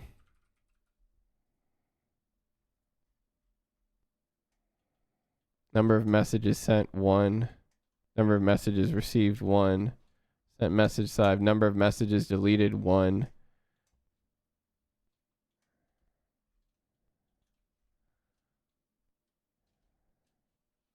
Huh. I will say I'm kind of curious on what exactly just happened. I never understood empty receives. Well, let's ask the chat overlord. In AWS SQS, what are empty receives?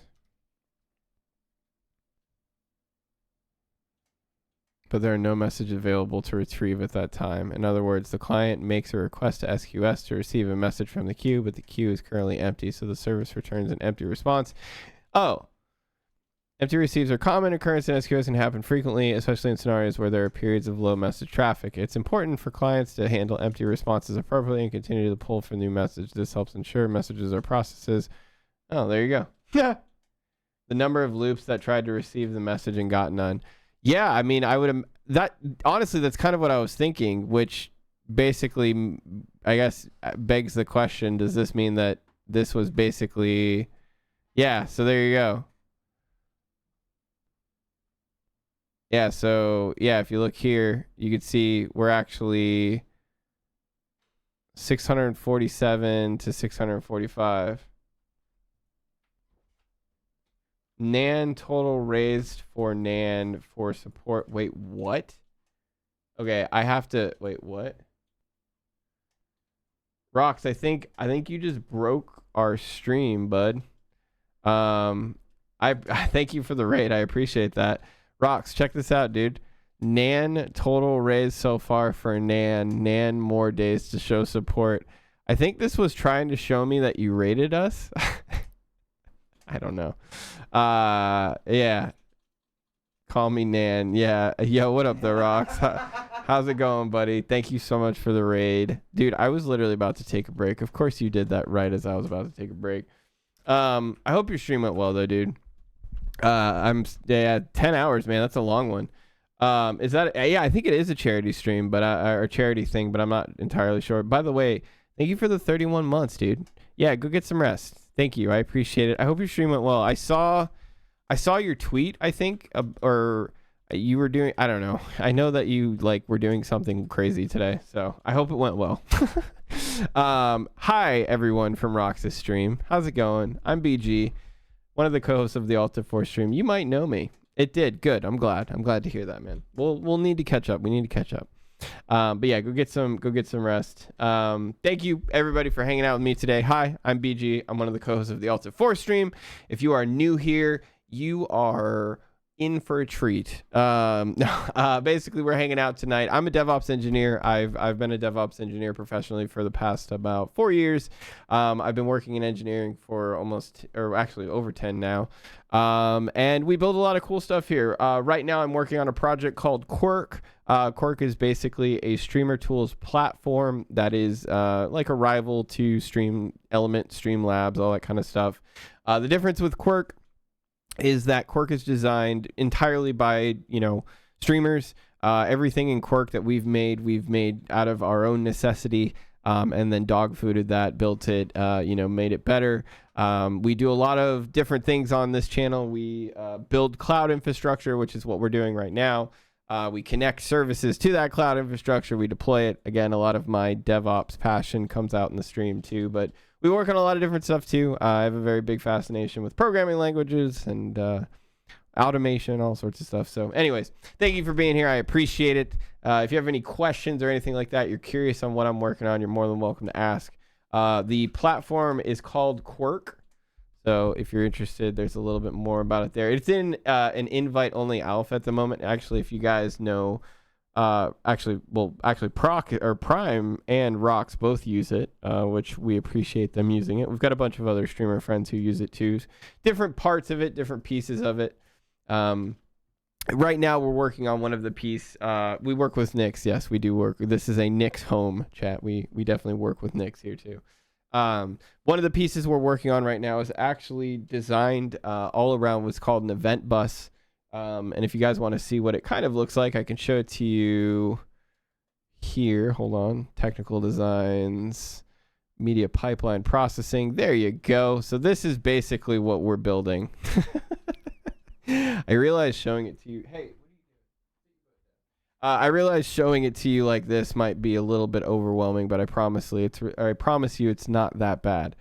The TLDRs is I'm always fascinated with distribution and high scalability and microservices and all of that kind of stuff. And so recently I kind of fell very much interested in event buses and event systems and all that kind of stuff. And so I've basically decided to build a pipeline or pipeline system that can process videos entirely around an event bus, which I'm pretty excited about trying. And we are building each one of these microservices piece by piece. And the idea is that when you use an event bus, you're kind of always going back to the same home, which is what you're seeing here in this diagram.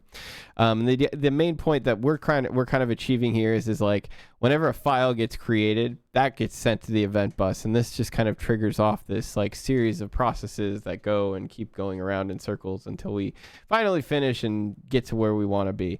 And so yeah, that's what an event bus is. And we're going to be utilizing it for what I'm building. And the main goal here is again, we are streaming on a budget, and we want to be able to still try and not just stream on a budget, but also the time that we currently have is very limited. And one of the things I really want to try and do is I want to be able to get VODs to YouTube basically without the need of an editor. I would love to be able to hire an editor and have them do this thing for us. We have a bit of like a higher expectation with our VODs. Like we don't want to just take our VODs and shove them on YouTube. There's 10-minute periods where we start the stream and there's nothing going on. There's 5-minute breaks that I take. Like none of that's interesting to you guys whatsoever. And so we edit it, we cut it down, we make it to something that you guys can at least enjoy. So again, by the way, if you're new here, check out the YouTubes that we're working on. The first one is our main channel, and the second one is our archives. And so what we're building is really meant just entirely for the archives. And you'll see here that like on our archives, we cover a lot of different stuff. We have a lot of different playlists. And even though we're not making direct content at the moment, I do want to at least try and have this running in the background as something that's, automated and at least getting things out there for us.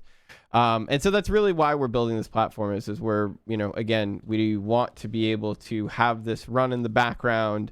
A stream happens, I should a day later expect it on YouTube. You know what I mean? Like it's that simple, edited, everything I need, and fully ready to go. So yeah, we're building this whole thing. For anyone who just tuned in, thank you for being here. Again, if you are also new to our channel, be sure to check out that little blurb right there and check out the Discord as well. Like mentioned before, we are also a big Nix community. We're really into Nix, and so if you've ever heard of that or interested in that, you're more than welcome to join. But again, if you're also interested in DevOps, infrastructure, cloud infrastructure, any of these kind of things, like feel free to. Yeah, see there. That's the fun part of. Wait, how did you? Okay, I was like, I thought the bot broke. I thought the bot broke. I see. That's the fun part about managing your own infrastructure, chat. You never know when it's your problem or Twitch's or somebody just messing with you. But yeah, no, thank you guys for being here. When you guys just joined, I was actually working on wiring up a worker to a queue. Now, to be clear, I manage all of my automation. And by the way, if you're also very interested in DevOps, you should check out my DevOps course, which will be out soon on Front End Masters. It was a course I recorded back in December. Very excited for them to be releasing it. And it's a very good introduction into DevOps. And I think, if you're somebody who's interested in it, it can be a good starting point. But one of the things I talk about in that course is how you manage your concerns with automation, especially at a company when you have like cloud infrastructure and all these other things that kind of play a part of it. Here at the Alta 4 stream, we have two separate like layers of automation we can kind of consider. The base layer automation is really like our global company automation, right? And so the idea here is like as an organization, as a company, there's a lot of problems we have to solve, right? We have to solve how our source control is managed and how our repositories are managed. We have to manage how our DNS is managed, our networking, our cloud images, our container registry, our machine users, CI/CD, VPN. Like all of these are separate. Now, and again, I'm not even making like something that everybody can use. I'm making a list of things that I could use, right? But a lot of these can be very common and like swapped around and, shared. The main point is that these repositories here solve at an organizational level problems that enable us to make great software, right? So I should never be in a scenario where I'm like, oh, I want to try this. Oh, well, we can't do that because we don't support it. Sorry. What it should be is this, oh, okay, well, we don't support it, but we can easily add it. Like, we have automation in place to be able to help us with these things. So databases, messaging, Kubernetes, right? Networking. And so, for example, I think networking is a good one here because if we look at networking, one of the things to note right away is that we say that the network automation is handled by our Pulumi network repository and maintains all cloud resources in multiple cloud providers to avoid vendor lock-in. So first, right out the bat, you'll notice that one, we're trying to solve problems from a company level, right? An organizational level, which is we're not thinking about, oh, how do I create a network in Amazon? Oh, how do I create a network in here? What we're just simply saying is I need networks. I'm going to have to make networking somewhere. Cool. We need a place for that, right? And so that's what this repository solves. And then you can see here that because we have that, we can then say, okay, now what I want to do is I want to make a standardization of what a network represents. All right. I want to say, all right, well, if I'm making a network in Amazon, I want to be able to provide public networks, right? I want to be able to provide private networks. I want to be able to provide security groups and other things like that. And I don't want to make it so that the user has to provide these things directly, right? I just want them to say, here's a configuration that you're used to. Give me what you want through that configuration, and then I create the things that you need. And again, I talk about this in my front-end master's course of this concept of like off the shelf or, you know, a la carte services. And the idea is that you're really just creating a barrier between you and the developers. We are saying, hey, developers, you will agree to use this interface. And as long as you use this interface, we can support it, we can adapt it, we can change it, we can fix it, right? But you have to use this interface, right? So in this situation, if, you know, somebody came up to me and they were like, hey, I need a whole VPC with networking connectivity, private, public subnets, you know, VPC, gateway, NAT gateway, everything, right? I would just say, okay, cool, just create a new record, right? And so what would that look like, right? Like what would that look like? So if we go to our networking repository that we have, and then I go to the entry point for AWS, because you'll notice in network, we have options for both Azure and AWS, but right now we're just focusing on AWS. And I go to entry point. This is what a network configuration looks like. So I say, okay, this is my CIDR. And then that's it. I don't say, okay, I want this subnet address with this many addresses, and I want this subnet address with this many addresses. No, what I simply say is okay, what AZ do you want in? And like how many bits do you want? Now, again, bits seem to be a little bit like, what does that mean? Technically, these can be defaulted, right? The bits basically just means how much of an address space you want in networking. If we really wanted to dumb this down, we could remove this and we could remove this. I'm purposely adding this because I'm saying I want 4 bits. And as I mentioned before, with what Quark is, I really do try and follow this mentality in general of like dog fooding, of batteries included but not required, right? Where you get everything, right? But you can just override, right? And so if I just said, all right, I want a subnet in 2A, 2B, 2C, 2D, then it would know, okay, you want the first number, second number, 0, 1, 2, 3. It would know, okay, like whatever the default bits is set to, if it's private or public by default, right? Like all of that stuff is standardized. So that if I want a new network in Amazon, I literally just copy, paste, change what I want. And I have now just enabled a developer to create a whole VPC with their own networking, their own security rules and everything, with a simple copy paste. So with that being said, we've done the same thing with our worker automation repository. Oh, wait, no, this is the build stuff. My bad. Let's go to the worker automation here. Yeah. So if we go here, what you're going to notice is that we have created a series of resources. And this is all through Pulumi and Go. And so what we've done is we've, once again, in that same concept of saying like, okay, I want to standardize my networking. Now I want to standardize my services, right? All right, Kira, have a good one, buddy. We'll see you soon. Thanks for hanging out. So in the same way that I standardize my networking, I want to standardize my services. And so when we go back to this concept of like off-the-shelf stuff, right? This is off-the-shelf stuff for the company. But maybe I also want off-the-shelf stuff for like specific products that we build.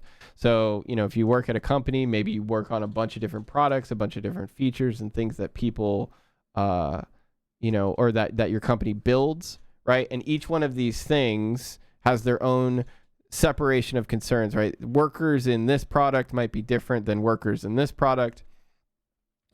And so that's where this like product level automation comes into play, right? Where we solve organizational level problems in a different place. And then we say, okay, we've solved that now. We now know that we can, create databases. We can do all of the, we can create database instances or database clusters, right?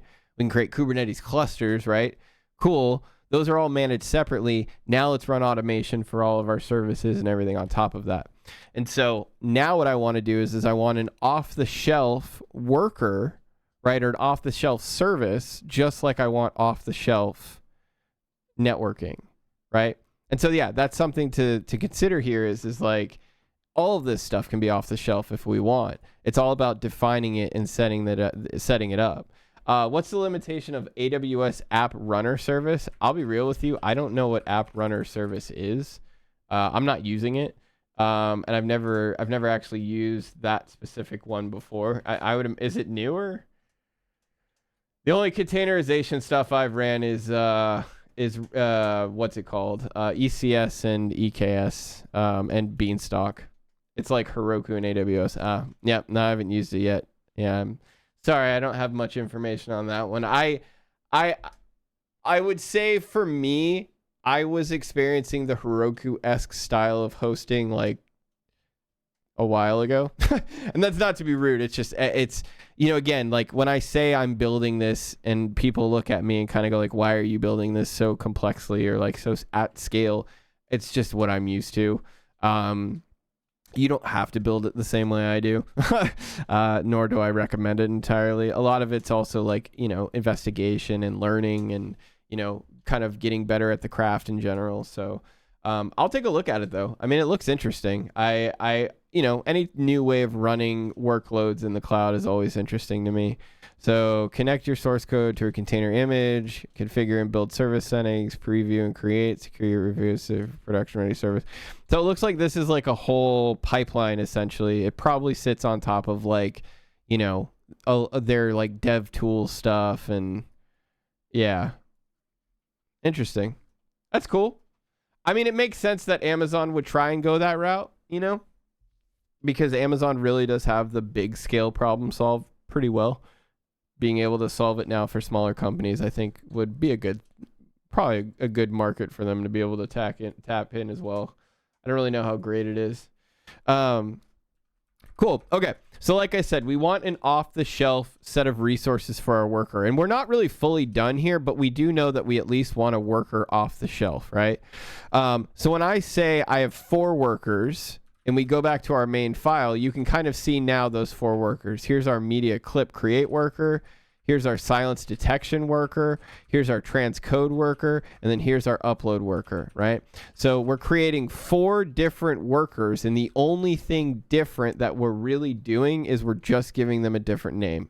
That's it, right? So like when we talk about standardization and you're like, BG, how valuable can it really be? If you think about how quickly you can create things and like, again, when you're at a company and you want to be like, okay, I just want to make something fast. When you have the ability to you like create huge systems and very, like very thought out systems that can provide you with what you need, it's very empowering. It's massively empowering. I mean, think about it. Think about being able to have just like one-click Kubernetes clusters whenever you need, right? Or other like dev environments or stuff like that. Like, that's really what we're trying to provide as a service to the developers is we're saying like, you just copy and paste, man. Just configure. That's all we want you to do. Just configure. We will take care of everything else, And so that's why, again, like the only thing we really have configured up to this point is just the name of the workers, right? But because we've standardized this into a component and we say, okay, well, for every worker, they get a queue and a dead letter queue.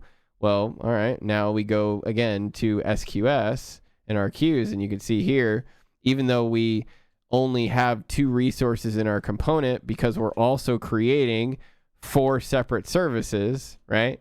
That's when we see already like this level of standardization and, opinionation around like, okay, well, if you're a worker, you get a queue, you get a DL queue, the worker queue points to the DL queue, all that kind of stuff.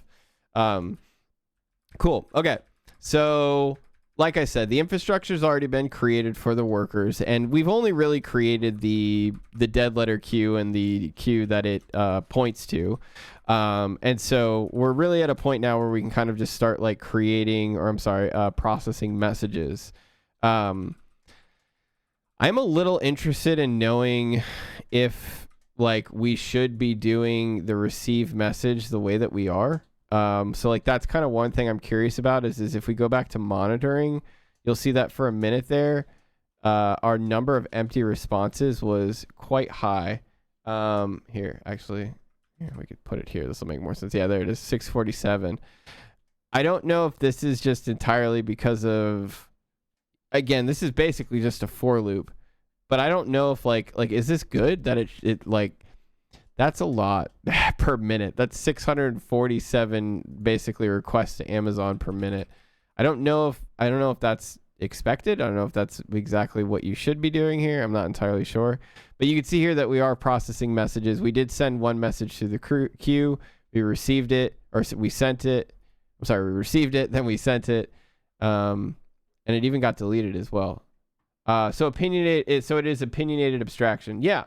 I mean, the idea is that you don't want to have to abstract, but when you do it with opinionation, right? A lot of the times you'll see when I create things, you'll see me create two charts. You'll see me create like a workflow chart to see all of the resources and everything and like what's going to be inside of that component, right? Kind of break it down before I start any coding whatsoever. I simply look at the component and I break it down and I say, okay, what's going to be in this? What is going to point to what? Like, how is everything going to resolve? Right. And then I take it to the next step from there. And what'll happen is I'll normally say like, okay, now that I understand like what's going to be in the component, now I go like, all right, well, what do I need to configure it? And normally what'll happen is I'll configure it and then I'll be like, okay, I need more resources, or I missed something, or, you know, maybe we don't need this, or maybe this is optional. And so, you know, when you look at this, even this worker configuration right here that we've got, right? We provide two, like literally workers right now. And I mean, to be fair, this will in the future need another required one, which is this. However, this is just the ECR image, right? So this will just be quirk, you know, env worker example, right? And then like the version of the actual image itself, right? This isn't really going to be anything that's dramatically different to the service itself. It's standard, right? And we could even standardize this a bit further. Like if we really wanted to, we could just say version. And honestly, we might do that because we have standardized the names of all of our services to where we could literally say, all right, I want to deploy a worker. Well, actually, yeah, no, we would have to do image because you wouldn't know which service it is here because it's just a worker, right? So you'd actually have to do worker. Actually, I think you could just do media, or in this case, again, example. Yeah, so that would be the bare minimum we could do. But again, because we have standardization around things, like it doesn't, you know, it just makes it easier for us to describe what this image is. It doesn't really change too much on its purpose. Event rules, however, right? This is something that is dynamic, where we can say like, all right, well, because we're using the EventBridge, maybe I want 2 rules here, but then maybe I want to capture like 5 rules here, right? Or something else, right? That's where we say like, okay, well, this makes probably most sense to be provided as an array, right? Something that we can easily add to, remove from, and it'll just recalculate what the resources need, and, you know, create them as needed. And then the same thing with like name, right? Name is actually, if not the most crucial thing outside of image, just because the name is what standardizes every single resource's name and convention and like what it's going to be, you know, represented as in the cloud it's created in. So it's a lot, but it's also not. It's pretty amazing how, you know, how much you can actually really standardize with just like 2 pieces of information or 3 pieces of information, you know. And telling a developer, hey, if you want to make a worker, just answer these 3 questions, versus saying, hey, if you want a worker, go make it yourself. You know, having a developer who can answer 3 questions or giving that ability to them is normally going to be better, you know. And again, this is meant to be kind of off the shelf solution. All right.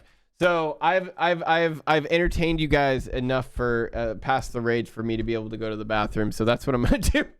I was actually going to go to the bathroom before the raid happened, and then I wanted to say hi and everybody. So listen, I think you can understand by now that after all of the talking and all of the, you know, TED Talk I just gave you, I'm gonna go take a little coders break, okay?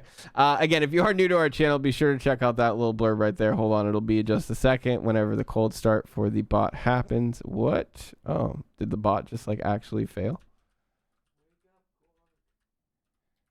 Or maybe it's Discord, or maybe it's not Discord, maybe it's Twitch. Huh. Well, what's funny, chat, is because we run our own infrastructure, I can easily just look at it. Let's see here. No, it looks like image pull back off. Ooh, we have an image pull back off problem. Interesting. But then this is running. I don't understand why this is. Anyways, if you're new to the channel, let's see if maybe. Yeah, we're not getting any new messages, huh? I'll have to make. That was like just working though, was it not? Oh, yeah, weren't the Twitch commands just working? Oh, there it goes. That's me. Oh, that's you. Oh. Huh. It's working in Discord. Yeah, I don't know. Hold on one second, chat. Can you hear me? So it says the manifest is wrong, which is weird. Okay, we can fix this. We can literally fix this live. It's very easy. So here's what we're going to do, chat, and then I'm going to go to the bathroom because I want to fix this now. Git clone bear quirk Pulumi. Just as he was, dude, is that not life? Like, this is literally life. But here's the cool part, and I'm going to be real with you. This is why we create the automation we do, because I'm pretty confident I know what it is. And that's because I have good standards and good practices in place. Now, I could be wrong. However, I'm going to put a bet that I actually know exactly what this is. And we're going to fix it right now. So the problem is that the image itself, right, is not being found. Okay. Now, one of the things to note about this specific type of service is this is actually a Lambda. This is a cloud Lambda, but it's being powered by something called Knative. Now, if you don't know what Knative is, it is basically an open source solution to running serverless, okay? And so if you guys are curious about Knative, here's the doc right here, or here's the, actually, and my Firefox froze. Okay, well, once my Firefox comes back, I'll respond, or I'll send it to you. But the TLDR is Knative wants to use, look at this, the actual full SHA digest. You see this digest here? Now, what I'm thinking, and I could be wrong, but I'm thinking that this digest may be wrong. So we're going to go here. This is for the Quark serverless Twitch command. So we'll just go to Twitch, and there it is. And here we go. Now, this is the image we're looking for, but let's look at the digest. 12C 00D. So we have the wrong digest. Now, why am I not stressed about this? And why am I like not still going to the bathroom really quickly? Because I know how to fix this. This is actually a very simple fix. This is something we can easily fix in automation. So I'm going to go to serverless. I'm going to say Twitch command. Now here at the bottom, look at this. See this image definition right here? This is where we set up our image definition. So what I'm going to do is I'm going to quickly go here. And I'm going to delete this whole digest reference. And I'm going to paste the new one in. All right. Paste that in just like that. That's all I need to do. So now what I'm going to do is I'm going to say Pulumi stack select offsite. And then do just update offsite. Or actually here, we'll do a preview first just to make sure that I'm not like actually breaking anything. I shouldn't be, but we're good. So again, I still have to go to the bathroom. I have to go to the bathroom a bit more than I did a few seconds ago. However, I'm not freaking out because as I said before, we have such good automation around a lot of these things that 9 times out of 10, we should be able to fix it with like a configuration or something like that. So, okay. So you can see here that my change is in fact ready to go. I'm going to say just update offsite. And when we do this, what we're actually going to see as well. Oh, you know what? It's interesting that those are still terminating. Let's get rid of those. Huh. Actually, hold on. Let's see here. Are they still terminating? Yeah, they are. That's interesting. Curious to that. But anyways, all right. So this is going to go out.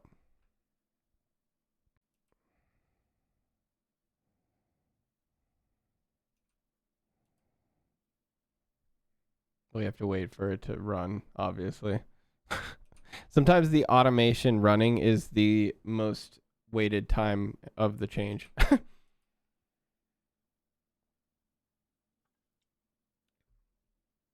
All right.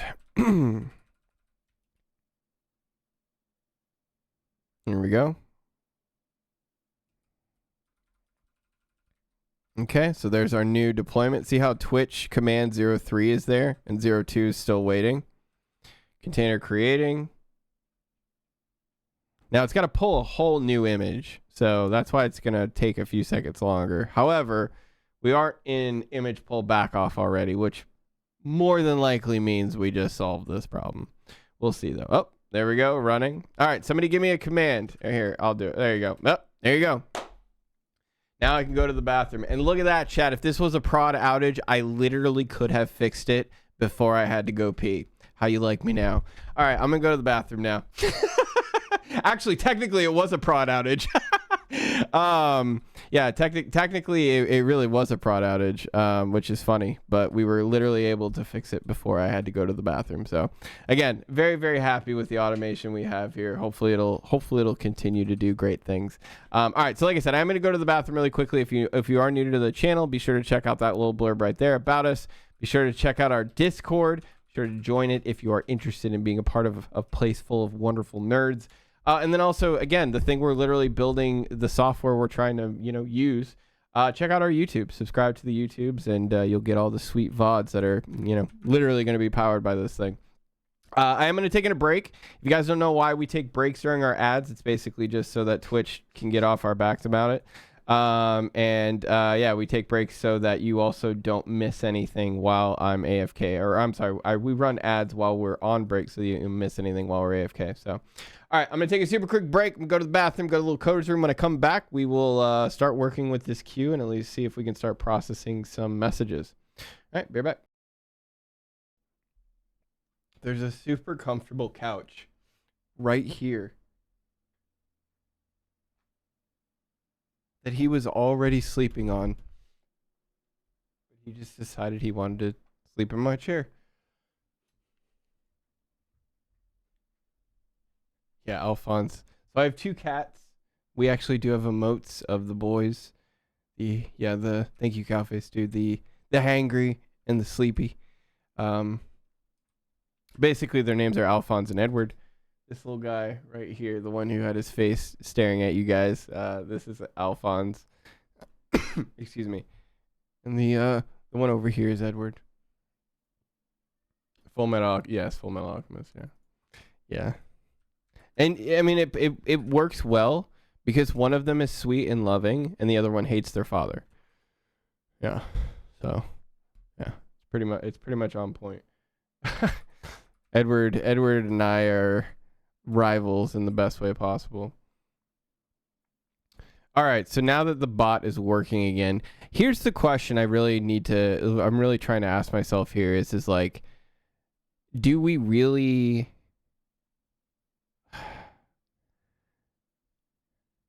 I mean, I guess it doesn't matter. Like, I guess it really doesn't matter in the sense that, like, we want to get the message as quickly as we possibly can anyways, right? But I just, again, I don't know, like, okay, so AWS, SQS, large, empty, but yeah, here we go. I just want to see what people say. Yeah, here we go. So, okay, so Amazon SQS long pulling helps reduce costs from empty receives. You can set the receive message wait time to a value of up to 20 seconds to activate long polling. You can specify the time using the either formats at the queue level. Interesting. Okay, so let's do that. Let's change the receive time. I think that's probably a good idea. As a matter of fact, I think it was set in our chat GPT example, wasn't it? Wait time seconds. Is that what it is? No. This seemed to be something else.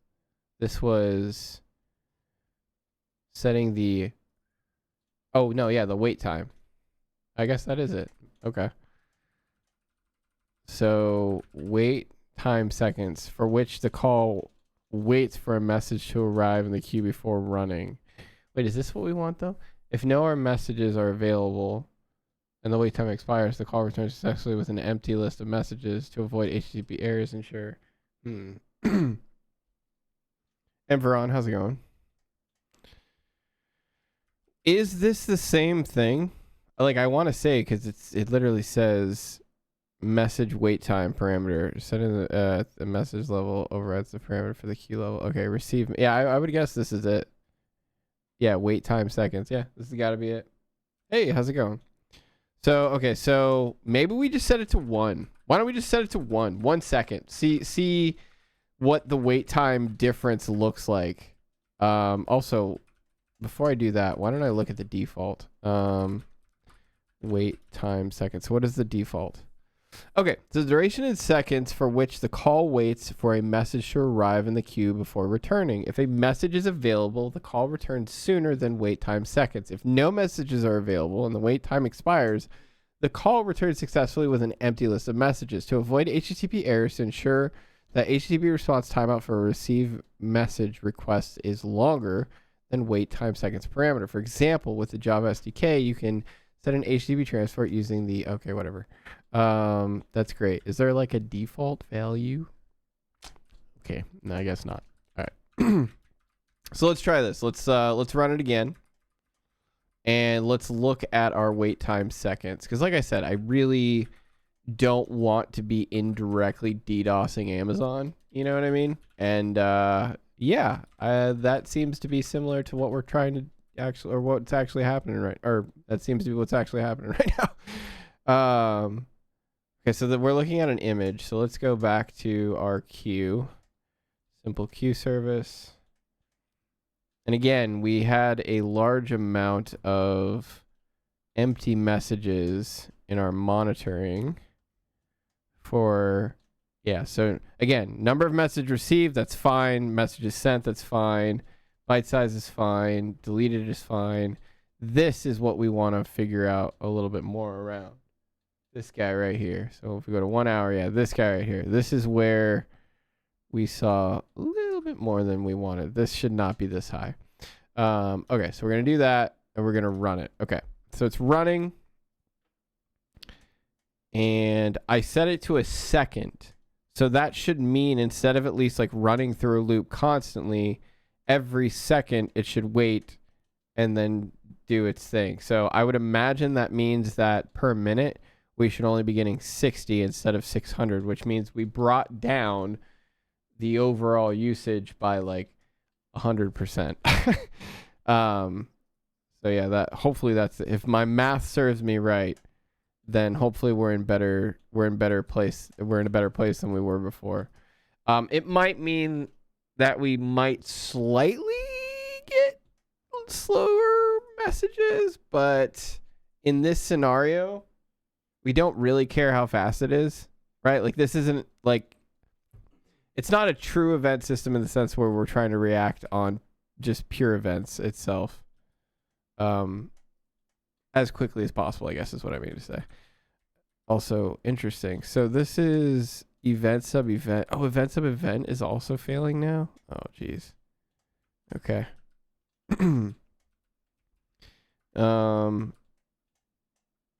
Let's do this really quickly. Knative serverless service. Yeah. So I can actually delete all of these unknowns. And we want to delete the serverless Twitch command that doesn't work. So let's get rid of that. revision. Sorry, revision. That's what I want to delete. Get rid of that. So now if you go to offsite, yeah, there it goes. Now it's actually being deleted. Cool. All right, how are we looking on our metrics? Oh yeah, look at this, way lower. Look at that. It's like a fraction of it. So again, yeah, I think now we've basically gotten it to where it's not just purely DDoSing, but it's, you know, every minute going to, yeah, so there you go. Number of empty responses, about 60. So, which is again what we were expecting. Let's see if it goes higher though. I want to see if it goes higher. So kind of zoomed in a bit. Let me zoom out. Nope. You still don't want to show me? Okay.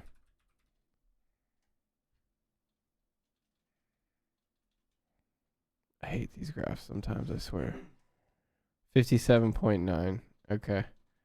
So it looks like we're staying under 60. If we stay under 60, we're basically expecting exactly, or we're getting exactly what we're expecting, which is one check every second. I would imagine that would be fine. I actually don't know. Okay, so hold on. Charge is higher than expected. I'm hitting the free tier limit, but I only send a few messages during the billing period. Empty receive messages. SQS pricing. Let's look at SQS pricing really quickly. I'm kind of curious on something. Create an estimate. SQS. Cool. Okay. Standard queue requests. 1 million. If we do 1 million per month, it's nothing. Okay, well, I guess we have nothing to worry about with regards to what we just did. If that's the case. And it looks like for every million, it's about 40 cents. So, never mind. We're good. I'm not, I guess, so, okay, so I guess here's a question. If we were doing 600, okay, so we're going to do some math really quickly, chat, right? So if we were doing, we got 1 million, right? And we were doing 640, that means that we could have had 1,562 workers been up before we would have but that would have been per minute. Yeah. So we would have had wow, yeah, we would have had a decent amount of leg room, I guess. I guess we wouldn't really need to worry about too much, but I'd rather be, you know, rather not be DDoS. Yep, there we go. Okay, we plateaued. There you go. We plateaued right there. So yeah, we brought it down by 100. I think it's 100%. I don't know. I'm not very good at math. But anyways, you can see that we massively brought it down. It was at around 648. And now we are at 60, basically. Again, we're checking every second, essentially.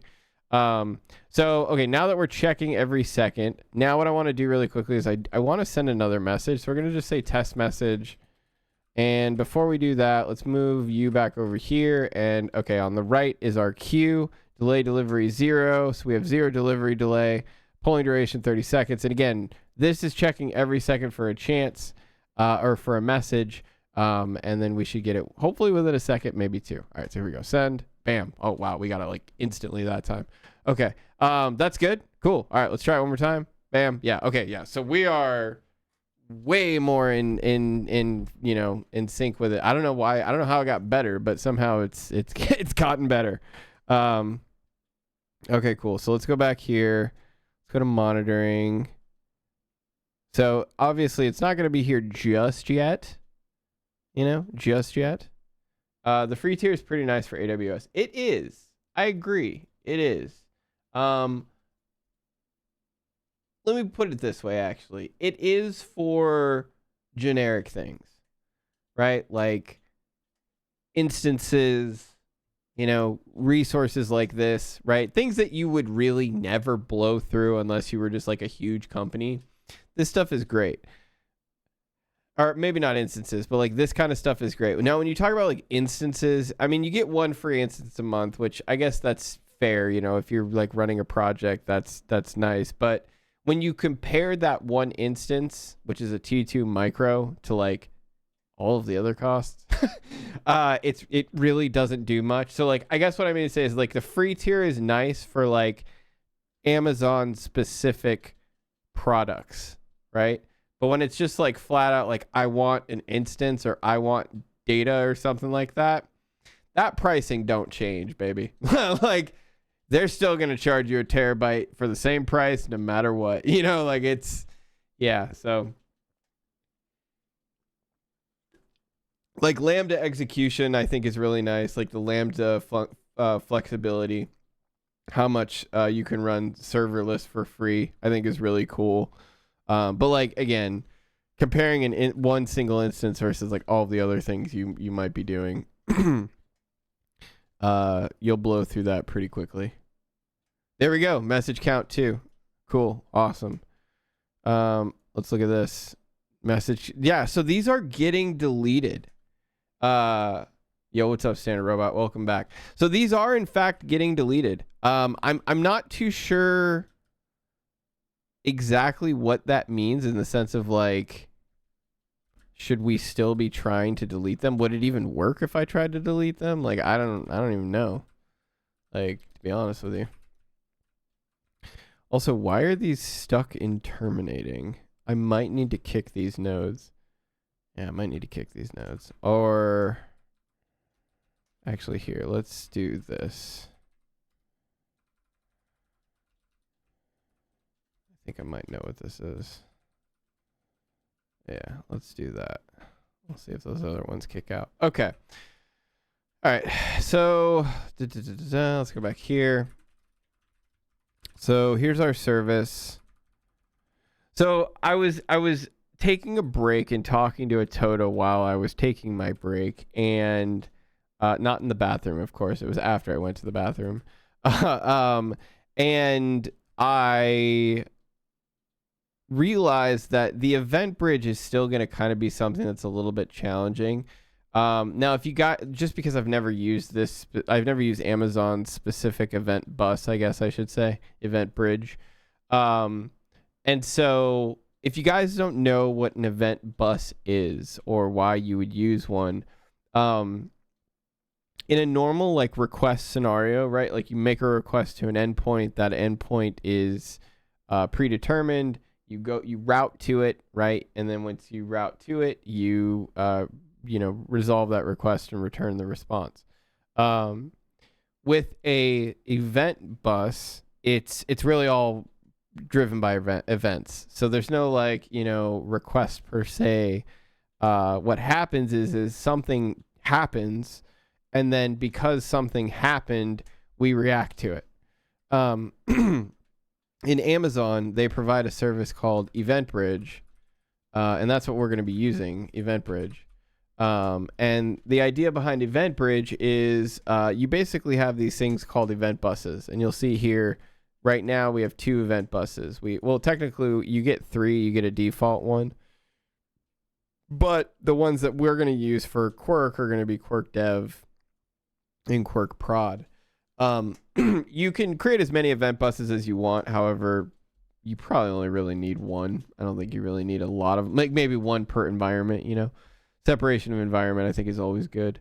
But yeah, no, I think realistically what you do is you send events to these event buses. And the idea is that when the event bus receives the message, it then broadcasts out saying, hey, I see that this happened, basically. And you can tie in things to react to that event bus when these events happen. So for example, if we were to say new user created and we wanted to, send like a user email, maybe, initiate their user credentials or some other things. And we kind of wanted all that to be in the background. We didn't want that to be something that was synchronous and blocking to the user's like sign up experience, for example, or something like that. What you could do to decouple this, to make it so you don't have to make a request from your API to then something else and then something else and then something else. What you do is you say, okay, your API makes a message to your event bus saying that a user was just created. And then the event bus says, okay, a user was just created. Anything that cares about that happening, react.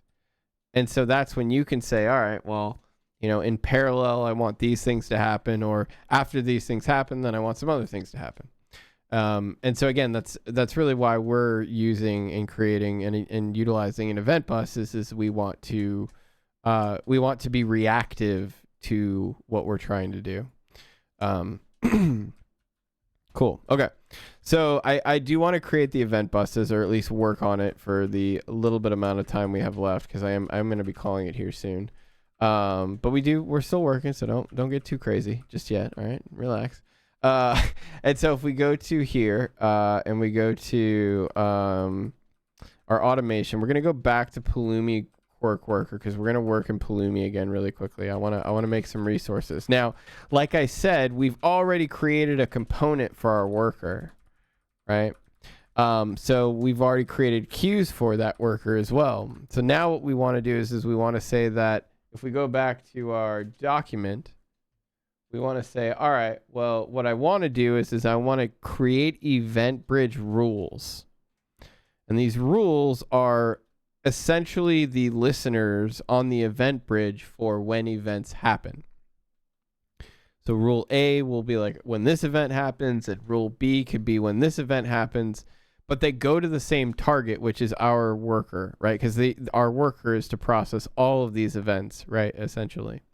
And that target sends it to the queue that we use. This is how we can decouple a worker to and from an event bus, is we say, okay, well, we always put a worker or a queue in front of it. Excuse me. We always put a queue in front of it. And then if we want to, we can either go directly to the queue, or we can put an EventBridge target in front of that, and then that will be completely powered by, that'll make this worker completely powered by EventBridge, right? So again, if we want to just make a normal worker with a queue, we're done. This is really as far as we go. But because we also want to hook this into the EventBridge, now we need to figure out how to, for starters, provide rules. So for example, I could be like example rule, right? And we might need to think about this a bit more, and we might need to say like, okay, well, maybe we need to give this some definition of like quirk example rule, or maybe we need to give it even more definition of like, quirk dot service example rule. I don't know. Again, I'm not entirely sure on what we're going to do for this, but again, it gives you the idea of like what events we're going to look for. And so if we wanted to make this a little bit more, I think, relatable so that you guys fully understand this, we could say like quirk. So I guess if we wanted to use the detector, or the first service we're using, we could say like quirk media file created, right? Now, what this means is that it's under the quirk domain, right? So this is, the product, the main domain. This could be whatever you're building, right? The media in this case is specific to the pipeline that we're talking about, right? So I don't want to just say file created, because that's a little bit too vague, right? But media file created, this is a little bit more specific. This could be like related to, right, like what we're talking about.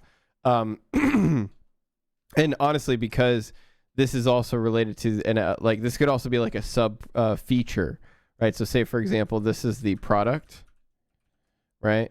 Then this may be your feature, right? And then this could be your, noun, I guess. And then this could be your action. And this kind of gives you an idea of what we're trying to achieve here. So again, inside of quirk and the feature media, right, we want the file when it's been created, right? Or when it's been created, yeah. Never heard of Pulumi. Is it like Terraform? Do you have to pay for their cloud product? So what is Pulumi? Pulumi is essentially exactly like Terraform. As a matter of fact, it uses some of the Terraform providers underneath the hood. They are stepping away from that. That's not something that they wanted to keep doing. It's something that they started out doing. And it's like you'll see a lot of the exact same configurations that you would use in Terraform in Pulumi. However, with that being said, Pulumi allows you to write your automation entirely with a language. So as Cowface Dude said, it allows you to write it in JavaScript, Go, Python, whatever. And so as somebody who likes to be able to write for loops in a general purpose language and not a DSL, I like Pulumi. However, I use Terraform at work, and I know ways of making Terraform very scalable. It's not easy. You have to use modules and other ways of like generating code and things like that. It's possible, but with using a general purpose language, you get the real benefits of all the general purpose language ability, being able to import files and modularize and abstract your code and things like that. So Pulumi gives that extra value, right? You might not need it. You might not need that extra value. You may just need to create a bunch of buckets and call it a day. Like, then Terraform and Pulumi really don't have much of a difference there. There's no massive value. And I think, so I talked about this at the beginning of the stream, but I am working towards becoming a principal engineer. And it's definitely been challenging because it's very humbling when you want to tell people what to do, essentially. But you kind of also have to be right pretty much all the time. And when you're not, you have to just be like, okay, I'm wrong. And when we really compare like Pulumi to Terraform, it really is going to be within regards to most decisions. And this is where, again, I think this is the honest truth of it, our honest truth of it. It's just personal preference, Some people may love HCL and say, oh, I don't, I've fallen down the CDK trap of, trying to make things and just it just being terrible. And like, I get that. Like, I'm not telling you to use one or the other. I'm telling you to evaluate it, do what I do, sit down, write a document, try it out, try some tests, see what you think, and try and go as far as you can with it. But yeah, no, at the end of the day, like, it's going to be up to you.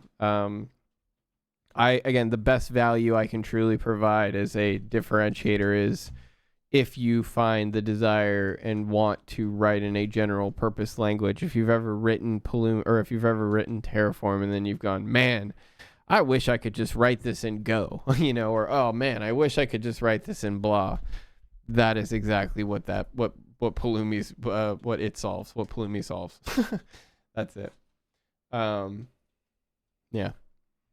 So, anything else is just going to be bias. And that's, again, where that, like, principal hat comes on, where it's like, I can't be biased. I have to just be honest and truthful about it, which is the whole Pulumi cloud part is totally optional. Yeah, it is. Yeah, you can. Well, it's actually free. So when you initially run Pulumi, you can have, like, with Terraform backends, right?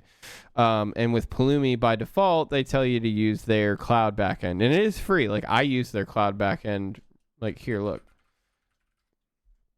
Like, I use their cloud backend, and I haven't had to pay a single dime for it.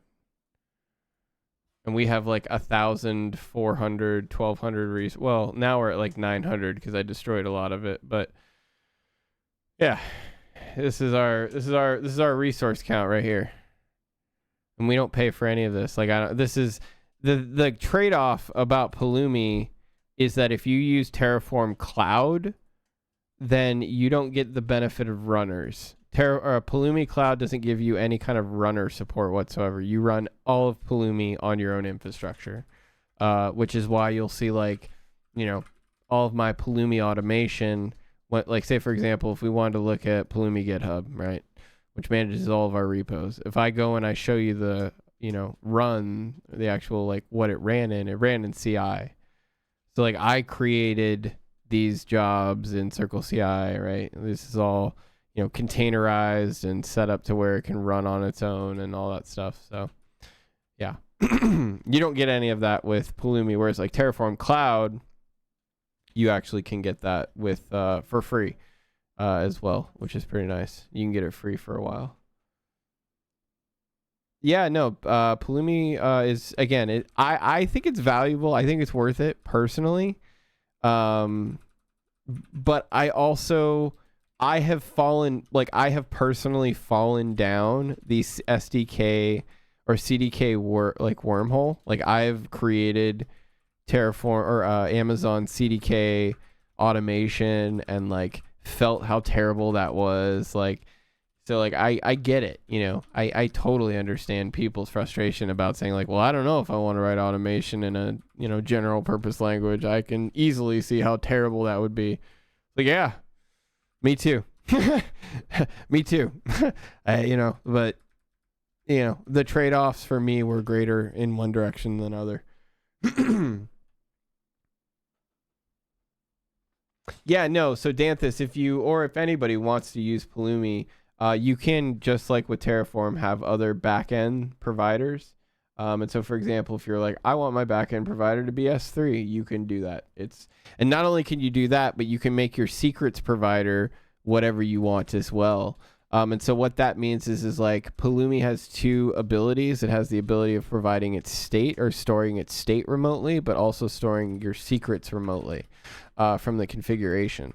And so like, for example, if you're like, all right, I want to store my state in S3 and I want to store my secrets in Secrets Manager, Pulumi can do both of those. It's very nice. It's very nice. As a matter of fact, now that I think about it, like if we wanted to stop using their platform and standardize even like where our state was and all of that, we could do that. Yeah, it's something we could do.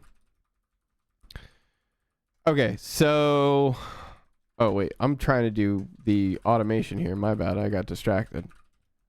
So we need to create a few things for EventBridge. Again, we've got our bus here, but we need rules. Now you'll see here that there's already one that exists. And again, before, if we go to event buses, there's already a default event bus that exists. Now, if you have an Amazon account, you go to your event buses and EventBridge, you'll notice that one is there for every region. And the reason for that is because this is a default event bus that Amazon uses within their own internal services as well. And so what that means is essentially is that Amazon dog foods their own resources and creates an event bus that they can always rely on and depend on for things that they need to send through for your account, so that your events will only get isolated to your account. This is what I mean before when I say that having event buses for individual environments is good. It'll make sure that, you know, they never get shipped to the wrong place. So when we go to rules, you'll see that there's an auto scaling managed rule, and that is because this was made by Amazon. That is a rule used to route instance notifications to EC2 auto scaling, right? And so what happens is whenever an EC2 instance rebalance recommendation happens, or an EC2 spot instance interruption warning happens, and it's from the source of Amazon EC2 or AWS EC2, it gets shipped to a specific auto scaling group. Now in this case, if we go to this, let's see what auto scaling group this actually is. It looks like it can go to either of these auto scaling groups. So basically it'll update both of them and let them know that, yeah, I guess that makes sense, because this would be for all EC2 instances, not just like a specific auto scaling group. So yeah, so it grabs every EC2 instances and then it echoes it basically to all of the auto scaling groups so that they can update if they need to. Any thoughts on AWS CDK? Only curious. Positive. It comes with powerful CloudFormation state machine. Negative. It comes with a powerful CloudFormation. Yeah. I'm gonna be real. I've already used CDK. I'm not a fan of it. I really do think Pulumi is the best of both worlds, in my opinion. If you have a desire of writing code in a specific language, but you also want to see, the problem for me with AWS CDK really is that it synthesizes, right? When we talk about what Pulumi doesn't synthesize. It doesn't take your code and then like compile it to a different language. And that's why, like, for example, like circular references and stuff like that are so stinking difficult to deal with CDK, because it has to generate all of your references basically to JSON. And so if you don't know how to properly set dependencies for the resources you're creating in the cloud, and you'll just get tons of circular dependencies because of it. And it becomes really difficult to manage, and it's really annoying. And that is one of the things that I really hated about managing CDK, was genuinely the circular dependency problem. There's like, you can fix it. Don't get me wrong. I'm not saying you can't. I'm just saying like it's annoying to deal with.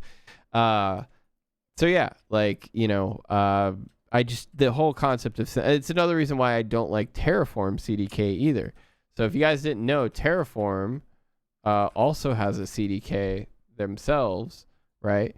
And it allows you to do the same thing, right, in multiple languages and convert it basically to a Terraform plan. And I think they also synthesize to JSON too. I'm not too sure. I don't know if it's JSON or HCL, but it's the same thing. And I just like, I don't know. Really? Yeah. Yeah, it's, like I said, for me, it really came down to like, I would rather it just be in the language it natively supports. And like with Pulumi, it's actually matching resources to requests like Terraform does, right? Which is cool, like, and but it's doing it in the language that you want it to do it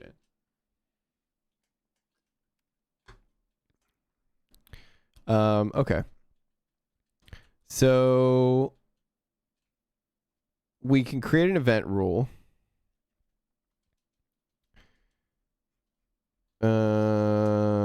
Example usage coming soon for Go. Are you serious? Okay, I guess we'll just look at the one for TypeScript then and extrapolate it.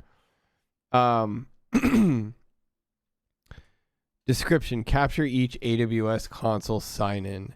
Detail type: AWS console sign-in via CloudTrail, AWS SNS topic, SNS CloudWatch event target rule, ARNs WSN. Okay, so there's a couple things we're gonna have to do here. I think. Okay, so I think the first thing we're gonna have to do is we're gonna have to create an event rule.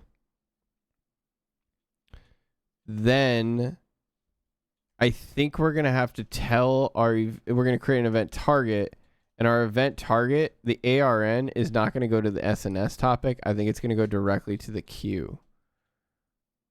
Yeah, I think that's what happens. Yeah, okay. So I love that it just says coming soon here. That's really cute. That's literally not helpful at all. Okay, so let's do event rule error SQS dot new. Oh wait, no, this isn't SQS. This is CloudWatch. That's right. So does that mean that? Yeah, that does mean that. Okay, so here, oops, nope, here, SQS CloudWatch, right? Go mod tidy to get it. Yep, go back here. Actually, go to our worker component. My bad. CloudWatch importer but not used. Don't worry, we'll use it. And then we'll do event rule error CloudWatch dot new event rule.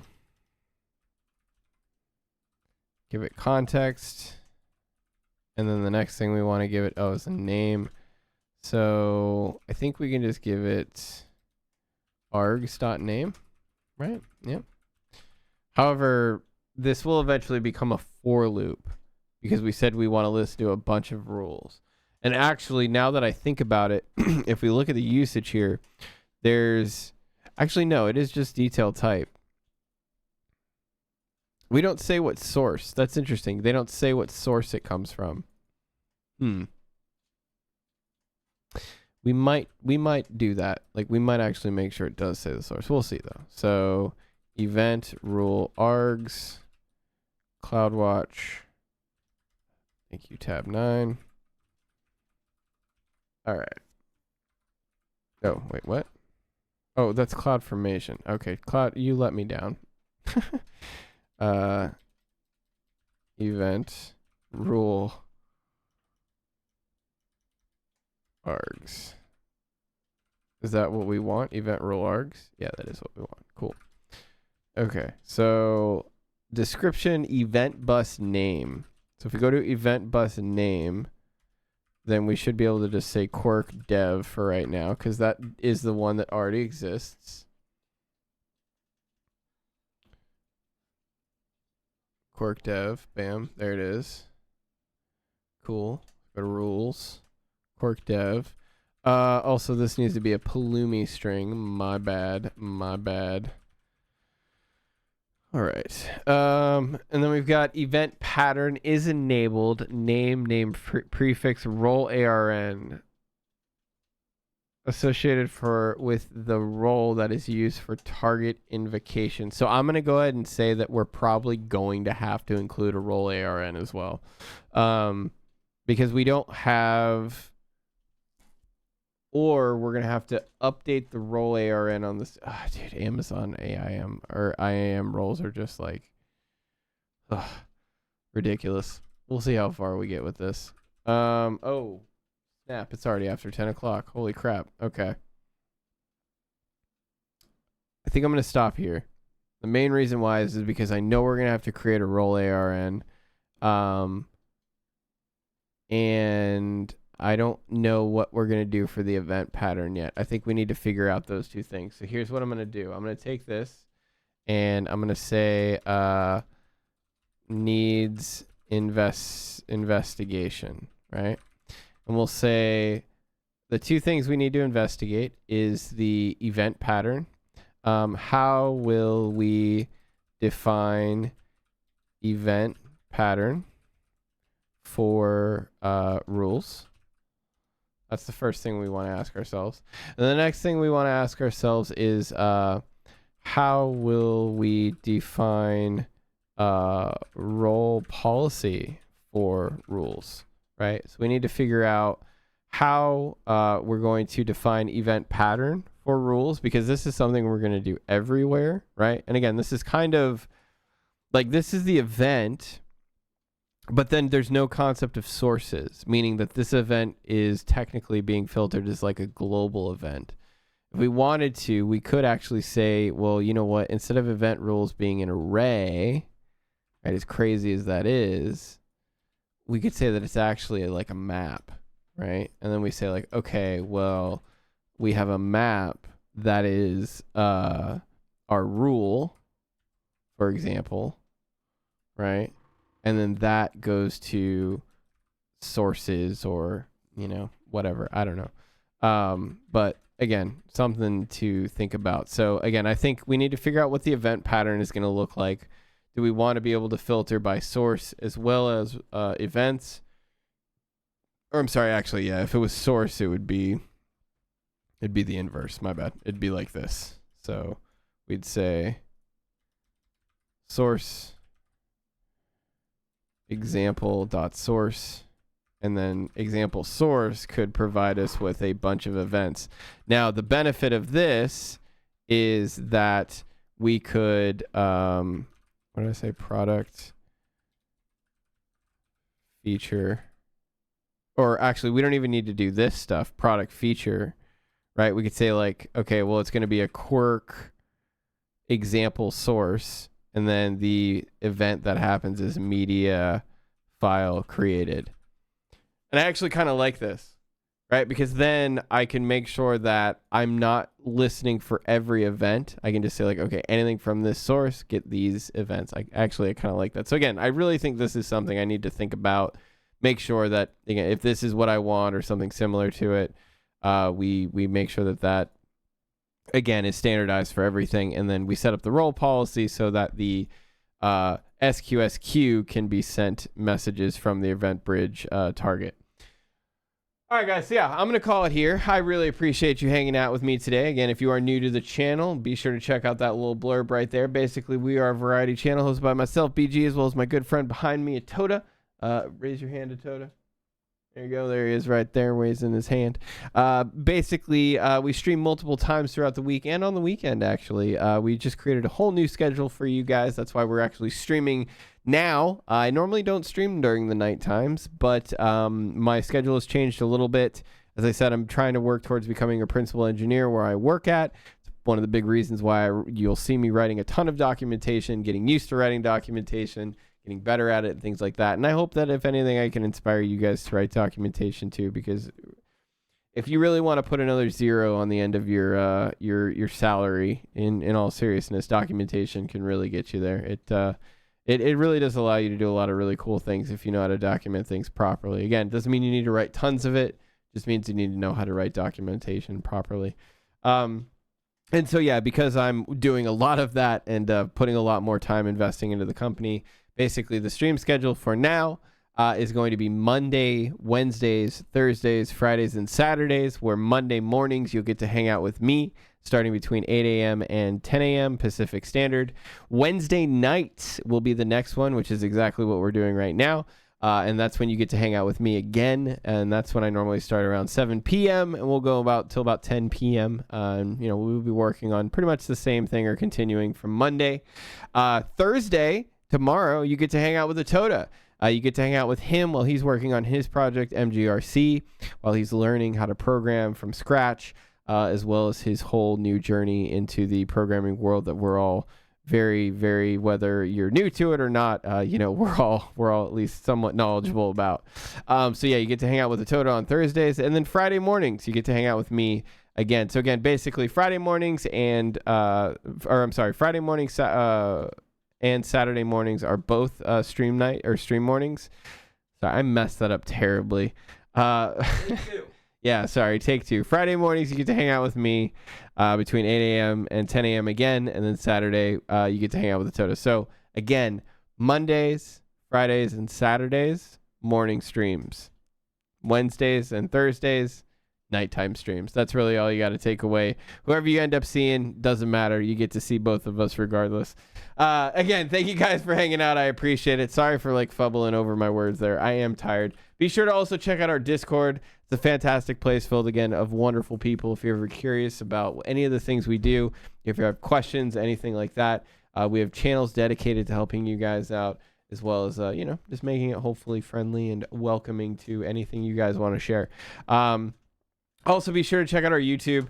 Our YouTube is, again, very new. Again, I hope I get more time here in the near future to post to the main channel. Be sure to subscribe to the main channel. There's a lot of new stuff I really want to be putting out on that.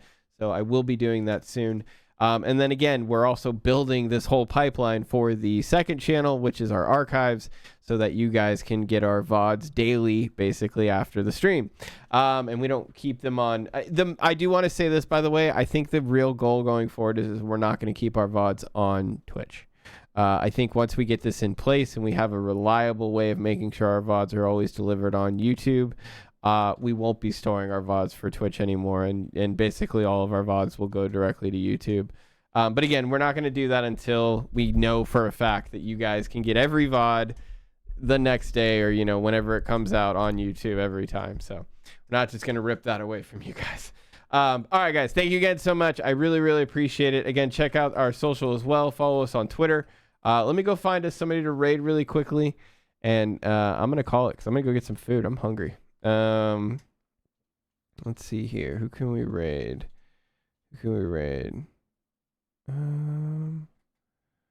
Honestly, it is so late. I am not used to programming this late.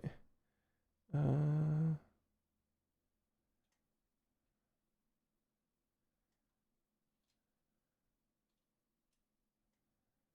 don't think we really ever raid. Oh, let's go raid Grim. He's celebrating his 6 years of streaming. Let's go raid Grim. Let's go say hi to him. He's also got a kitty on his desk, so I got to raid for the kitty. Let's go say hi to Grim. Let's go congratulate on him on his 6th year in streaming. Again, thank you guys so much for hanging out with me today. Really, really appreciate it. I hope you guys have a fantastic rest of your evening or mornings, wherever you guys are. I hope to see you in the Discord. And yeah, enjoy the raid. And I will see you tomorrow for more Alta 4 streams. See you guys. Bye.